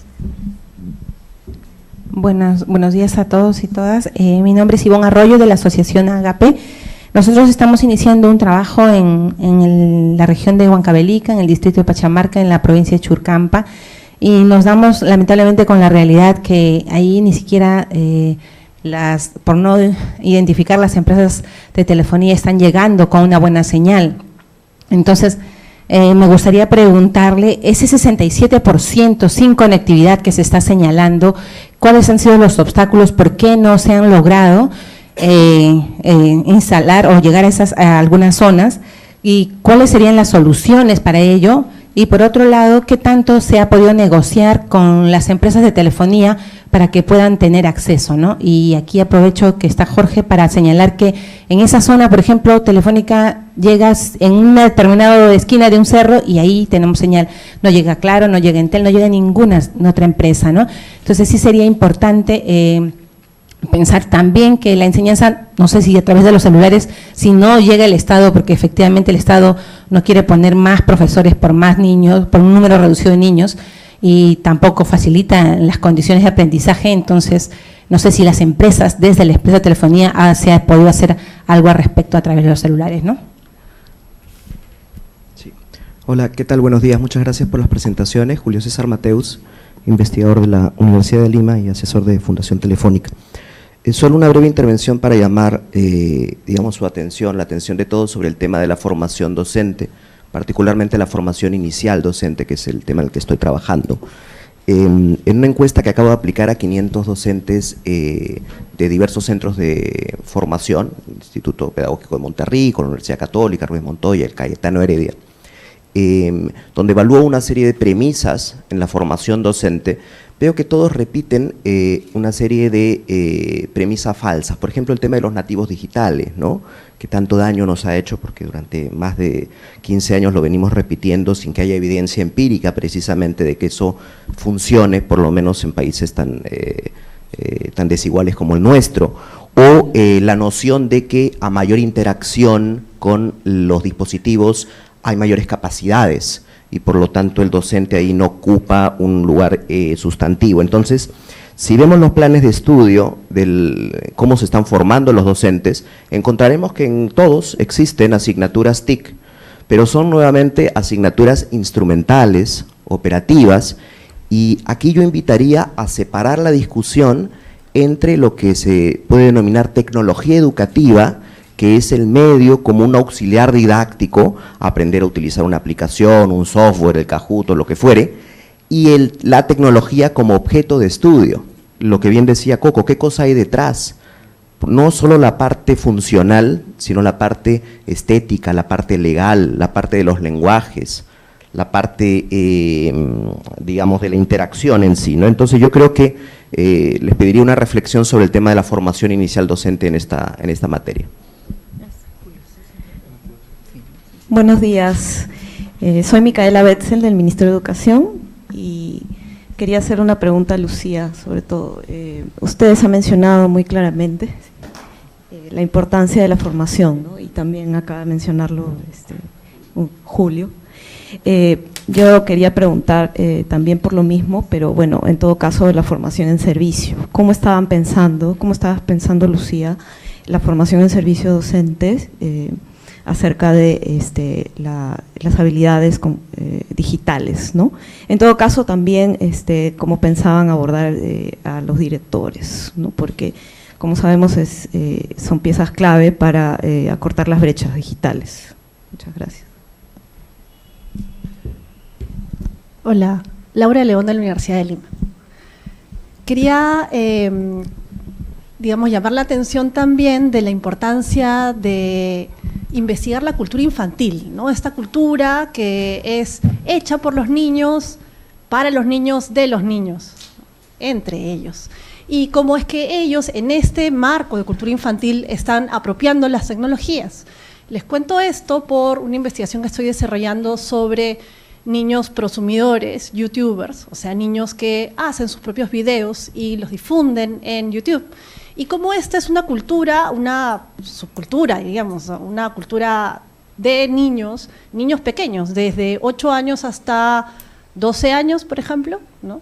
En los que ellos desarrollan sus propias competencias, las competencias que implica el propio juego en lo digital, ¿no? Pero todo esto, digamos, desde una apropiación genuina, propia, no sé, desde sus propios intereses, para luego, digamos, recuperar esto para dentro del aula y fuera del aula para otro tipo de aprendizaje, ¿no? Sí, buenos días, soy José Carlos Vázquez de Fundación Telefónica. Yo quería rescatar la idea que proponía Jorge al inicio cuando decía que lo bueno de este estudio, bueno, dentro de todo lo bueno que tiene, que es mucho, esta idea de sacar del aula la discusión. Y rescatar la idea de que efectivamente, para quienes trabajamos en educación y tecnología, una premisa clara es el hecho de que los niños y los jóvenes generalmente se apropian de la tecnología fuera del aula, en la cabina de internet, en su casa, pero normalmente lo hacen para entretenerse o para socializar, que es en todo caso lo que uno puede observar.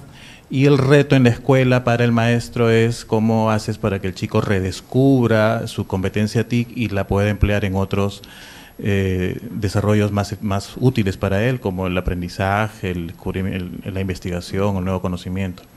Entonces, y eso vinculado a la propuesta del Ministerio sobre el desarrollo de la competencia TIC. Nosotros hicimos hace muy poco una encuesta a 5.000 profesores en Cusco, en Lima, en Lambayeque y en Cusco, Lima, Lambayeque e Ica, y encontramos que el 70% de los maestros decía no tener una competencia TIC, decía no estar capacitado para utilizarla él mismo y para que sus estudiantes, y para poder desarrollarla en sus estudiantes. Entonces, la reflexión y la pregunta iba por eso, ¿no? ¿Cómo hacemos para que en un escenario en donde los chicos de pronto ya tienen una competencia TIC, solamente que orientada a aspectos diferentes al de la educación, maestros que mencionan no estar preparados para usarla, aunque todos tienen Facebook y todos buscan en Internet y todos de alguna forma utilizan la tecnología, ¿qué tan preparados estamos para enfrentar el reto de aterrizar en la práctica el desarrollo de una competencia TIC y más adelante chicos que puedan en el mundo de las tecnologías desarrollarse de manera eficaz? Hola, yo soy Harry Orsos de APESoft, que es la Asociación Peruana de Empresas que hacemos software y tecnología en el Perú. Este lunes, o sea, anteayer, nos hemos reunido casi todos los gremios privados en la Sociedad Nacional de Industrias para conformar un interlocutor único, porque hasta el momento somos un montón de gremios dispersos, cada uno negocia más con un sector que con otro, y ahora queremos finalmente juntarnos todos, y esto se llama Perú D, el Hub Digital Peruano. El tema de la educación me parece a mí que debió ser central en esta discusión, pero no lo fue. Y me parece que sería muy interesante que esta discusión que han tenido ustedes ahora se repitiera en este marco, para juntarnos todos, para no estar dependiendo, como mencionó el compañero, de qué se le ocurrirá al nuevo ministro y qué cosas se le ocurrirá a la DITE, sino ya acordar de una vez por todas una política seria en la que estemos de acuerdo todos.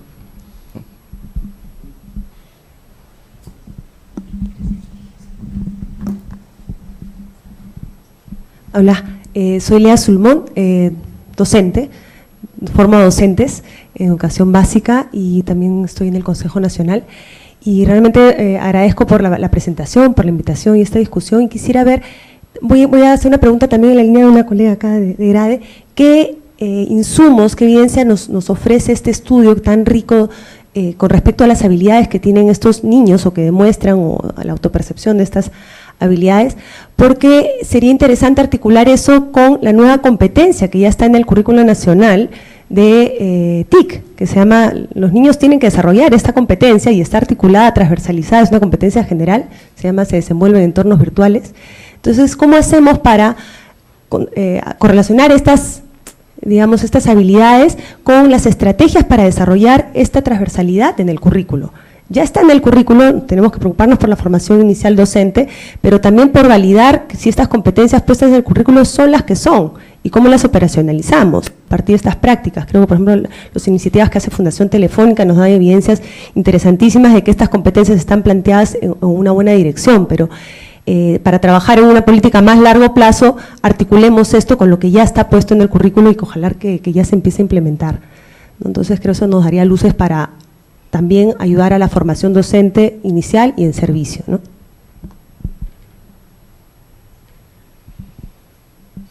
¿Ya está? Bueno, no sé, me ha parecido percibir en los comentarios, hay un pedido implícito de que Lucía siga trabajando con el Ministerio de Educación, pero no nos corresponde en esta mesa hacer. Yo voy a contestar voy a intentar contestar algunos de los temas que se han mencionado, que tienen que ver un poco más con el estudio. Verónica decía, ¿qué uso le dan a la información? Es una muy buena pregunta, y mi primera respuesta es que no lo he analizado en detalle. Me parece que hay otras preguntas en el mismo cuestionario, pero en otras secciones se lo han usado para buscar trabajo, por ejemplo. Pero lo que sí tengo aquí, bueno, y no lo presenté, es qué porcentaje tienen Facebook, o mejor dicho, a ver, empecemos por correo electrónico, en la cohorte menor, una muestra más o menos del país, a los 15 años, ¿qué dirían? A ver, ¿quién dice un número? 15 años, ¿qué porcentaje tiene correo electrónico?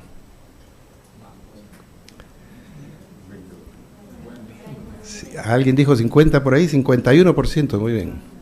Y ahora, ¿qué porcentaje a los 15 años también tiene una red social? ¿Dirían que más o menos o igual? 87%. Pareció muy interesante eso. Ahora, yo pensaba que había que tener correo para abrir una red social, pero aparentemente esto ya no es necesario. En la Corte Mayor es todavía un poco mayor, 72% tiene correo electrónico y 94% tiene alguna red social. De otro estudio, se han mencionado algunos de los estudios del BID, ahí preguntamos un poco más en detalle, eso me acuerdo, tratar de responder mejor la pregunta de Verónica, y lo que usaban mucho, y esto fue parte del asunto de OLPC que se mencionaba, lo usaban mucho para cuestiones de entretenimiento y no para cuestiones pedagógicas. Ahora, ¿eso qué hacía? Hacía que los chicos aprendan a usar la tecnología, de hecho aprendían a usar la tecnología, no aprendían mucho más de lectura y de matemática, pero digamos eso podría abrir otras puertas, ¿no? Estoy totalmente de acuerdo, esto se relaciona creo un poco con el tema de Lea, de cómo se puede relacionar esto con el currículo definitivamente. Así como mostré los ítems, lo que voy a hacer en el informe es mostrar todos los resultados para cada uno de los ítems para ver esto, cómo se puede relacionar con el tipo de competencias que aparecen en el currículo, y de repente podríamos tener una conversación sobre esa, ¿no? El tema de ciudadanía ha aparecido muchas veces y a mí me parece que ese es un tema que puede articular mucho en la educación peruana, ¿no? Lo mencionó Lucía, se ha mencionado en algunos de los comentarios, y el tema de ciudadanía pasa por, digamos, en general el esquema de Amartya Sen y de otras personas, porque las personas desarrollan capacidades para poder ejercer esa ciudadanía, y en este mundo, pues las habilidades, el acceso y las habilidades digitales tienen que hacer parte de eso, ¿no? Definitivamente. Daniela me preguntó sobre discapacidad. Es otro estudio, es un tema fundamental en el cual yo estoy involucrado desde hace relativamente poco tiempo, porque siempre hago esta confesión, cuando hablo del tema me pasé años hablando de inequidad en el Perú, pero un poco por ignorancia y un poco por falta de datos, tal vez no hablaba mucho del tema de discapacidad, pero ya he tomado conciencia de eso y definitivamente es un tema que hay que trabajar porque es un grupo absolutamente postergado en cuanto al acceso y oportunidades educativas, ¿no? Lo que tengo en Niño del Milenio es un estudio que va a salir pronto sobre agudeza visual, y lo que encontramos es que las personas que están incluso ligeramente por debajo del 20 sobre 20 de visión tienen menor rendimiento en matemática y no tienen conciencia de esta limitación, ¿no? Estoy hablando de cuarto grado de primaria. Pero, en fin, tengo otra línea de estudios sobre discapacidad y podemos hablar de eso después. Bueno, y me gustó mucho el comentario de Harry, disculpa que use el nombre, no le voy a anotar el apellido, pero de tener políticas de Estado, vamos a decir, que agrupen a diferentes actores en una línea de trabajo que trascienda gobiernos y ministros, ¿no? A mí eso me parece una buena sugerencia. Creo que esos son los más relevantes para mí, las más complicadas, por supuesto, vienen para Lucía. Tengo 10 preguntas que responder, no sé cuánto tiempo tengo, porque si no, yo acá, ya saben que me puedo quedar. Ya, ok. Bueno, voy a tratar de responder realmente las que han sido más que nada preguntas, ¿no? Educación inicial. En educación inicial, la competencia digital en el currículo nacional incluye educación inicial, ¿no es cierto? Desde ahí. Pero para poder empezar a implementar algo sobre competencia digital en esas edades, se hizo toda una discusión con el área, con la Dirección de Educación Inicial, y realmente no tienen todavía, no ven cómo podría insertarse. Yo en lo personal pienso, y esa es la opinión que he dado, que tenemos que verlo, como en todos los casos, desde dos ámbitos, ¿no? ¿Qué de tecnologías en los niños? O sea, lo expones al niño con un dispositivo tecnológico, una tablet, por ejemplo, infantil, con todos el mouse, todo lo que pueda hacer así muy acorde a sus edades y que puedan empezar a desarrollar la propia motricidad fina, por ejemplo, desde el manejo, o sea, una serie de destrezas que los niños pueden ir desarrollando de mejor forma utilizando también la tecnología, pero siempre con un grado mínimo, inclusive ahí puedes hasta empezar a desarrollar en ellos ciudadanía digital desde muy pequeños, en el sentido del uso apropiado que deben darle ellos y todo el manejo de cómo no enviciarse con el uso excesivo, etcétera, etcétera. O sea, todo acorde a la edad puedes ir haciendo y con un tiempo medido. Estamos hablando de 20 minutos a la semana, media hora a la semana, que podrías empezar a trabajar con ellos este tipo de destrezas también tecnológicas que están contempladas en la competencia digital. Y por otro lado, con tecnologías, ¿qué hacemos con los niños de mejor manera? Eso es el docente, la docente o el docente en el aula, qué tipo de tecnologías con cuáles puede disponer para hacer mejor ciertas cosas que viene haciendo hoy día, con todo, obviamente en el niño, cuanto menor es el niño, mucho más, pues estamos pensando, o sea, es evidente que la tecnología realmente tiene menos cosas que hacer, pero hay ciertas cosas que sí puede facilitarle también al docente. Entonces, eso sería un poco el nivel en el que estamos discutiendo. ¿Qué experiencias hay? Chile. Chile tiene un caso bastante bueno para aprender de él, Argentina otro. Para los que están en educación inicial, sería bueno explorar ellos. Ok, ese es uno. ¿Cuánto me demoré por minuto? Voy a preguntar. Ya. La segunda, niños con discapacidad. A ver, tenemos ahí dos cosas que contar, que compartir, que hemos hecho. Una, definitivamente, donde más podríamos evidenciar hoy día que hay tipos de tecnologías que pueden cambiar la vida de los niños es en cierto tipo de discapacidades, ¿no? Entonces, una de las cosas que hemos hecho es, y no está terminada todavía, pero ojalá que se continúe, una matriz clara de tipo de discapacidad con tipos de tecnologías que hoy día hay, ¿no? O sea, la típica para ciegos, para sorderos, hay una serie de herramientas, de tecnologías que realmente pueden ayudar mucho y pueden hacer lo que definitivamente no pueden hacer de otra manera, como es leer, por ejemplo, un niño con un tipo de discapacidad, o escuchar, o hacer para que los que no escuchen puedan apoyarse para aprender más, mucho más y de mejor manera. Y eso es algo que es evidente. Hemos estado, ¿no?, en aulas hospitalarias en este proyecto en Cusco, fue que estuvimos viendo lo que viene haciendo, apoyados en Fundación Telefónica, por ejemplo, con tecnologías, lo que hay chicos que con cierto tipo de discapacidades pueden realmente les transforma la vida y les abre oportunidades, los incluye definitivamente, ¿no? Entonces eso es algo. La otra cosa que estamos haciendo, y que eso sí ya se completó, es la competencia digital del docente que atiende discapacidades, que tiene obviamente una base, o sea, lo transversal, lo básico, lo fundamental de todo docente del siglo XXI, pero algo obviamente mucho más específico, especializado por distintos tipos de discapacidades con esta matriz. Entonces eso estamos ya haciendo, ya tenemos una propuesta de competencia digital del docente que tiene discapacidades.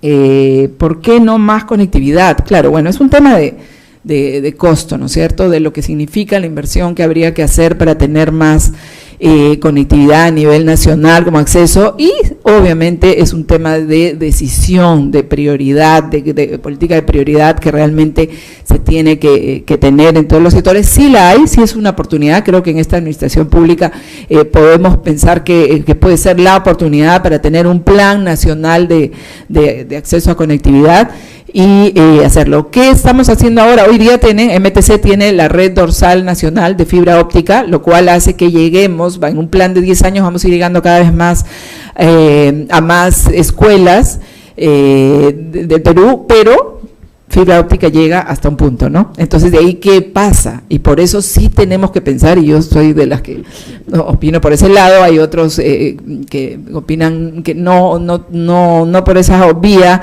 de un satélite propio, porque hay todo un sector, toda una cantidad de regiones amazónicas que, por ejemplo, no hay otra opción sino la satelital, y la satelital es carísima, entonces la puede financiar una empresa de una región o un gobierno regional para una cantidad chiquita de escuelas, no va a poder hacer más. Entonces realmente sí tenemos que pensar como país en la alternativa de satélite propio. Creo que eso puede ser una vía, como tiene hoy día Bolivia, como tiene México, como tienen otros países, así que ya, ¿no?, pongámonos las pilas por ese lado. Bueno, algo mencionado de celulares, sí, estamos evaluando un poco qué ha pasado, estamos tratando de recoger data de qué ha sucedido, y hablo en estamos porque en verdad es como que todavía no me la creo, que ya no estoy. Entonces, estamos viendo el tema de qué experiencias hay pocas, sinceramente hay muchos. Se dice, pero el celular es el instrumento que tienen los chicos, y en vez de prohibirles y que lo dejen en la puerta o lo apaguen y lo usemos. Hay todavía poca experiencia en ello, pero sí tenemos que buscar más y más y empezar a generar algunos proyectitos, ejemplo, de cómo podemos hacer aprendizaje aprovechando este instrumentito que es tan de la mano, tan aliado, tan de parte, ¿no?, orgánica de las personas y sobre todo de los jóvenes, ¿no? Entonces, bueno, formación inicial docente, ¿no? Julio César mencionaba este tema igual. Si bien hay una competencia digital, y ahí contesto un poco con lo de docente en servicio, tenemos estos lineamientos de política para la formación docente en servicio. Esto va a dar lugar ya a algo que ya se anunció como un Sistema Nacional de Formación Docente y Directivo. La formación docente y directiva. Esta política, y esto es un programa, todavía no tiene nombre, me encanta inventarme nombres, yo ya les sugerí algún par de nombres. Dentro de eso, lo que hemos hecho desde DITE, competencia digital del docente en servicio y apoyando a la Dirección de Formación Inicial Docente para definir esta competencia. Ahí Lea también nos apoyó muchísimo en definir esos 3 grandes niveles que conversen, no solo con el marco del buen desempeño docente, sino que ya conversen con estos lineamientos que definen claramente cuáles son esas competencias de todo docente, cuáles son los niveles dentro de esas competencias, cuáles son los itinerarios con los que trabajar, contempla estándares, ¿no es cierto? Entonces, lo que hicimos es adelantarnos, definitivamente nos adelantamos a ese documento que todavía no sale para decir, bueno, basado en este modelo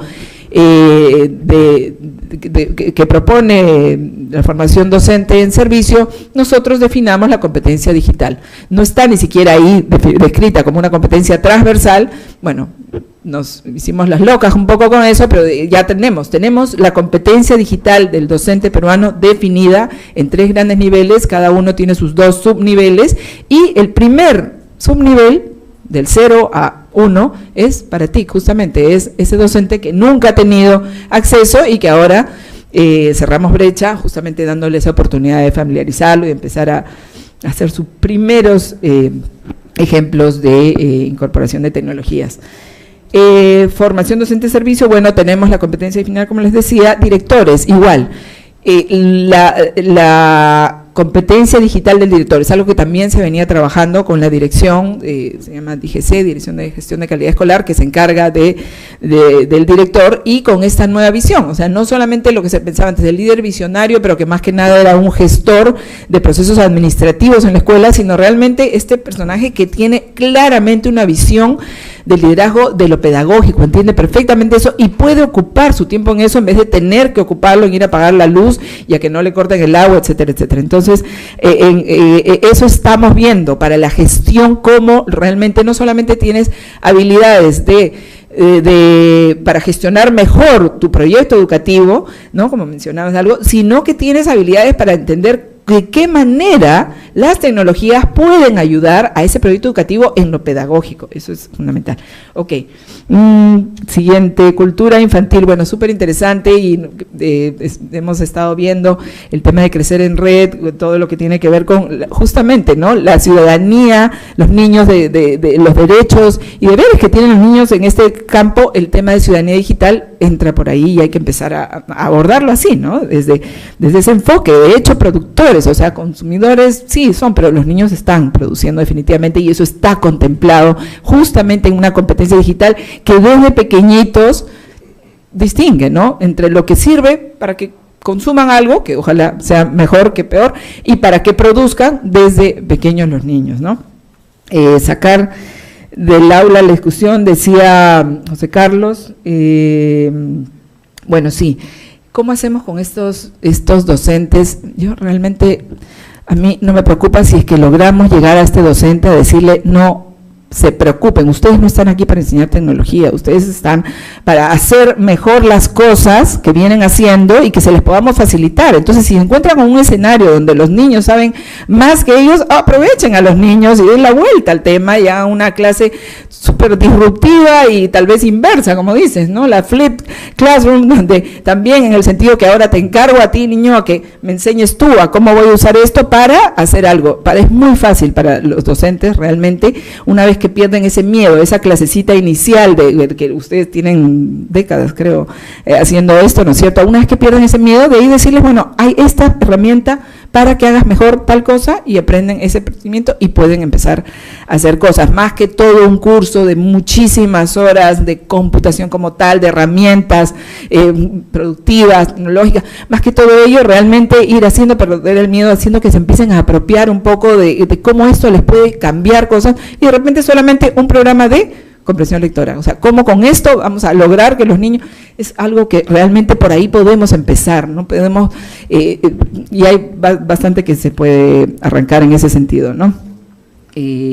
A ver, lo de Adesoft, sí, me encanta, y quiero compartir con ustedes que hay, ya con esta es cuarta, creo, que iniciativa de ponernos de acuerdo y de juntarnos y de tratar de hacer, ¿no? En un momento hay un grupo que pensó en Peruano Digital, otro desde el sector público que pensaba en Perú Digital, ahora ustedes Perú D. O sea, son una serie de iniciativas que tenemos que juntarnos todos. Yo estoy en 2 y feliz de reunirnos para estar en 3, que más bien se junten, ¿no? Una en la que fui invitada, y felizmente no me han votado, me han dicho, no, sigue, nomás continúa en este comité, porque yo era invitada desde el sector público, como la cuotita del sector público en este comité de transformación digital que lo organiza IPAE. La iniciativa ha sido de ellos, pero para una serie, como varios empresarios que están participando en esta iniciativa, o sea, los CEOs de empresas top, no solamente de tecnología, de empresas de finanzas, de electricidad, etcétera, etcétera, telecomunicaciones y otras, están realmente, nos estamos juntando para trazar una propuesta, ¿no?, hacia de qué manera podemos lograr una transformación digital, pero lo interesante, y eso ahí he metido bastante seguramente mi enfoque, en el sentido de que plantearnos el tema de cierre de brechas, ¿no? O sea, como país, desde el sector privado, uniendo todos estos esfuerzos. Esto es lo que venimos trabajando. Ustedes vienen con esta iniciativa, tenemos que reunirnos. Y la otra es una iniciativa desde el sector público, que parte desde MTC, en buena hora para mí, parte de alguien que está buscando que se haga al menos un BICETIC. No tenemos en el Perú una entidad que se preocupe a nivel nacional y estratégico en ámbito integral de cómo estas tecnologías y cada centavo que estemos gastando, cómo va a impactar, ¿no? Entonces, esto está todavía peleándose, porque por otro lado está ONGI, el de PCM, diciendo, pero nosotros nos encargamos de lo digital del ciudadano, y ustedes, ¿de qué se encargarían? ¿Solo de las telecomunicaciones? No, bueno, no importa, pero el asunto es que hay una agenda digital, hay el CODESI, ¿no?, que convoca, y lo interesante, y es por eso que lo menciono, sobre todo porque es una iniciativa que ha empezado a invitar a actores de la sociedad civil y de organizaciones de todo tipo que están trabajando temas, ¿no?, de agenda digital, de gobernanza con lo digital, de gobierno electrónico, o sea, distintas temáticas que hoy día se están abordando, y entonces también, o sea, desde el sector privado, una convocatoria, desde el sector público algunas, seguramente hay algunas otras, bueno, busquemos esfuerzos a juntarnos y ya está, creo que acabé, no sé, ¿alguien más no le respondí algo? Mis amigos. Vamos a continuar conversando después. ¿Coco? Sí. Voy a tratar de ser breve y agrupar, digamos, algunas de las ideas que se han compartido en sus intervenciones. Bueno, en principio, el lunes conversábamos con Alan Sánchez, creo que está por acá. Aran. No, que digamos, es muy fácil hablar, ¿no? Es muy fácil hablar y decir, no, se debería hacer esto de esta manera, se debería hacer, ¿no?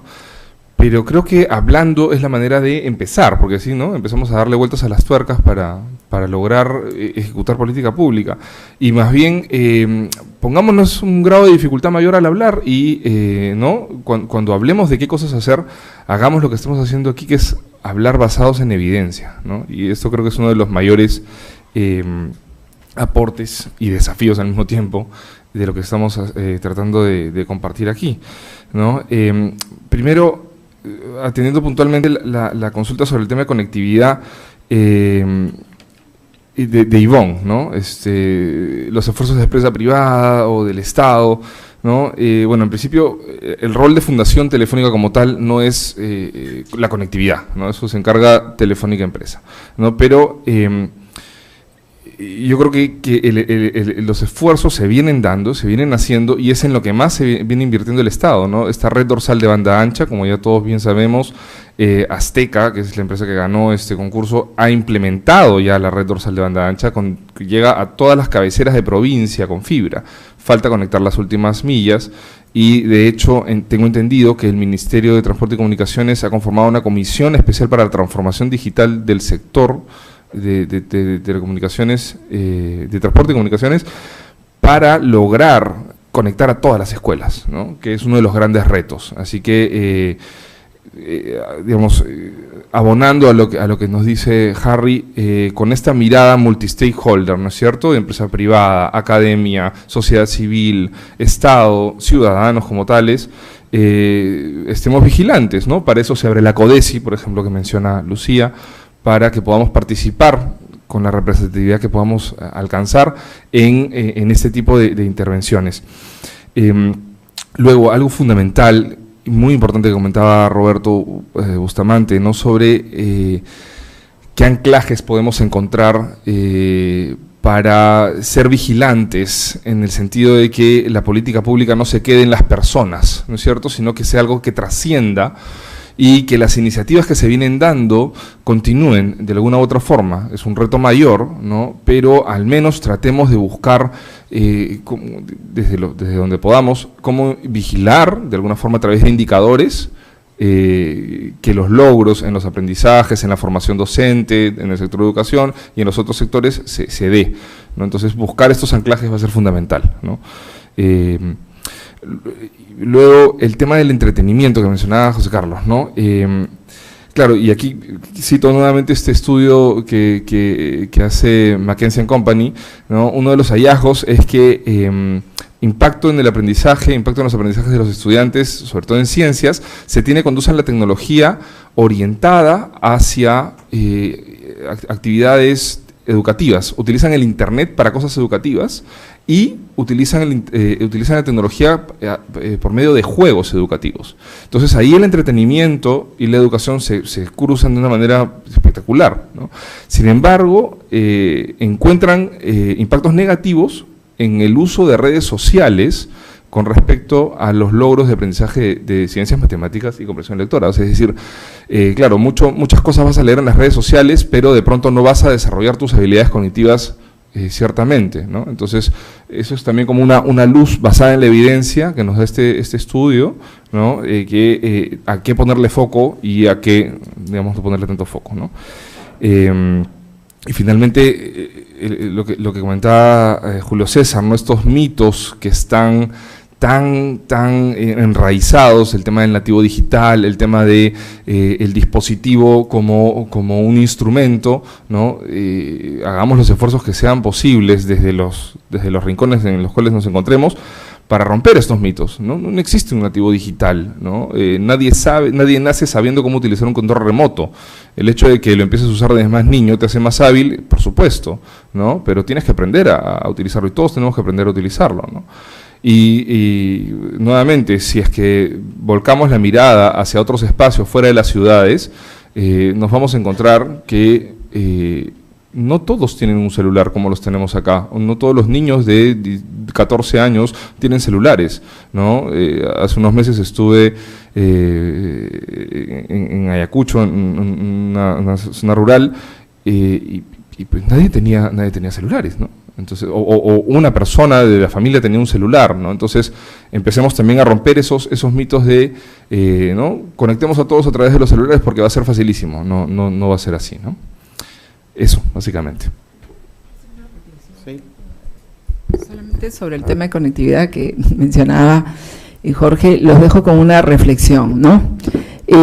Conectar 5 escuelas de la frontera, o sea, escuelas peruanas, frontera con Brasil, y que lamentablemente hablan más portugués y están más conectados con Brasil que con Perú, conectar a estas 5 escuelas, darles la oportunidad de un acceso de conectividad de 1 mega, cuesta igual, cuesta más o menos igual que darle 15 megas al Colegio Alfonso Ugarte. Entonces, bueno, decidan, ¿qué hacemos? ¿Por dónde optamos? ¿No? Con 1 mega que puede hacer ese docente de esa escuela frontera, puede hacer varias cosas. Ese docente que ya lo familiarizamos con tecnologías, con 1 mega puede hacer cosas, puede descargar. No puede trabajar cada uno en tiempo real, en forma concurrente con todos los chicos, ¿no? Pero puede hacer varias cosas con 1 mega un docente. Entonces, bueno, es la reflexión final. O sea, el tema de equidad nuevamente y de ciudadanía me parece que es fundamental en toda la discusión. Volviendo sobre el tema de discapacidad, olvidé mencionarlo, pero desde Forge, el Consejo Nacional, que es un proyecto de GRADE, el Consejo Nacional de Educación, estamos apoyando el desarrollo de una política nacional de educación inclusiva que está planteada para estudiantes, se dice, con necesidades educativas específicas, que incluyen, se ha mencionado, estudiantes hospitalizados, con discapacidad, con dificultades de aprendizaje, con talento, y en fin, de un concepto amplio de inclusión. Si quieren colaborar con eso, podemos conversar después, porque hay un correo en el que se pueden hacer consultas. Pero bueno, salí del tema, yo, aunque tal vez no. Quería agradecer nuevamente a Fundación Telefónica por el apoyo para la organización de este evento, que yo he aprendido mucho. Les agradezco muchísimo a Lucía y a Coco, y espero, a partir del entusiasmo y las ideas que se han planteado, que el diálogo continúe a favor como decía, de la inclusión educativa y del cierre de brechas, a favor de la equidad, que es el tema que han estado planteando en diferentes momentos. Muchísimas gracias y sigamos conversando afuera. Gracias, hasta la próxima.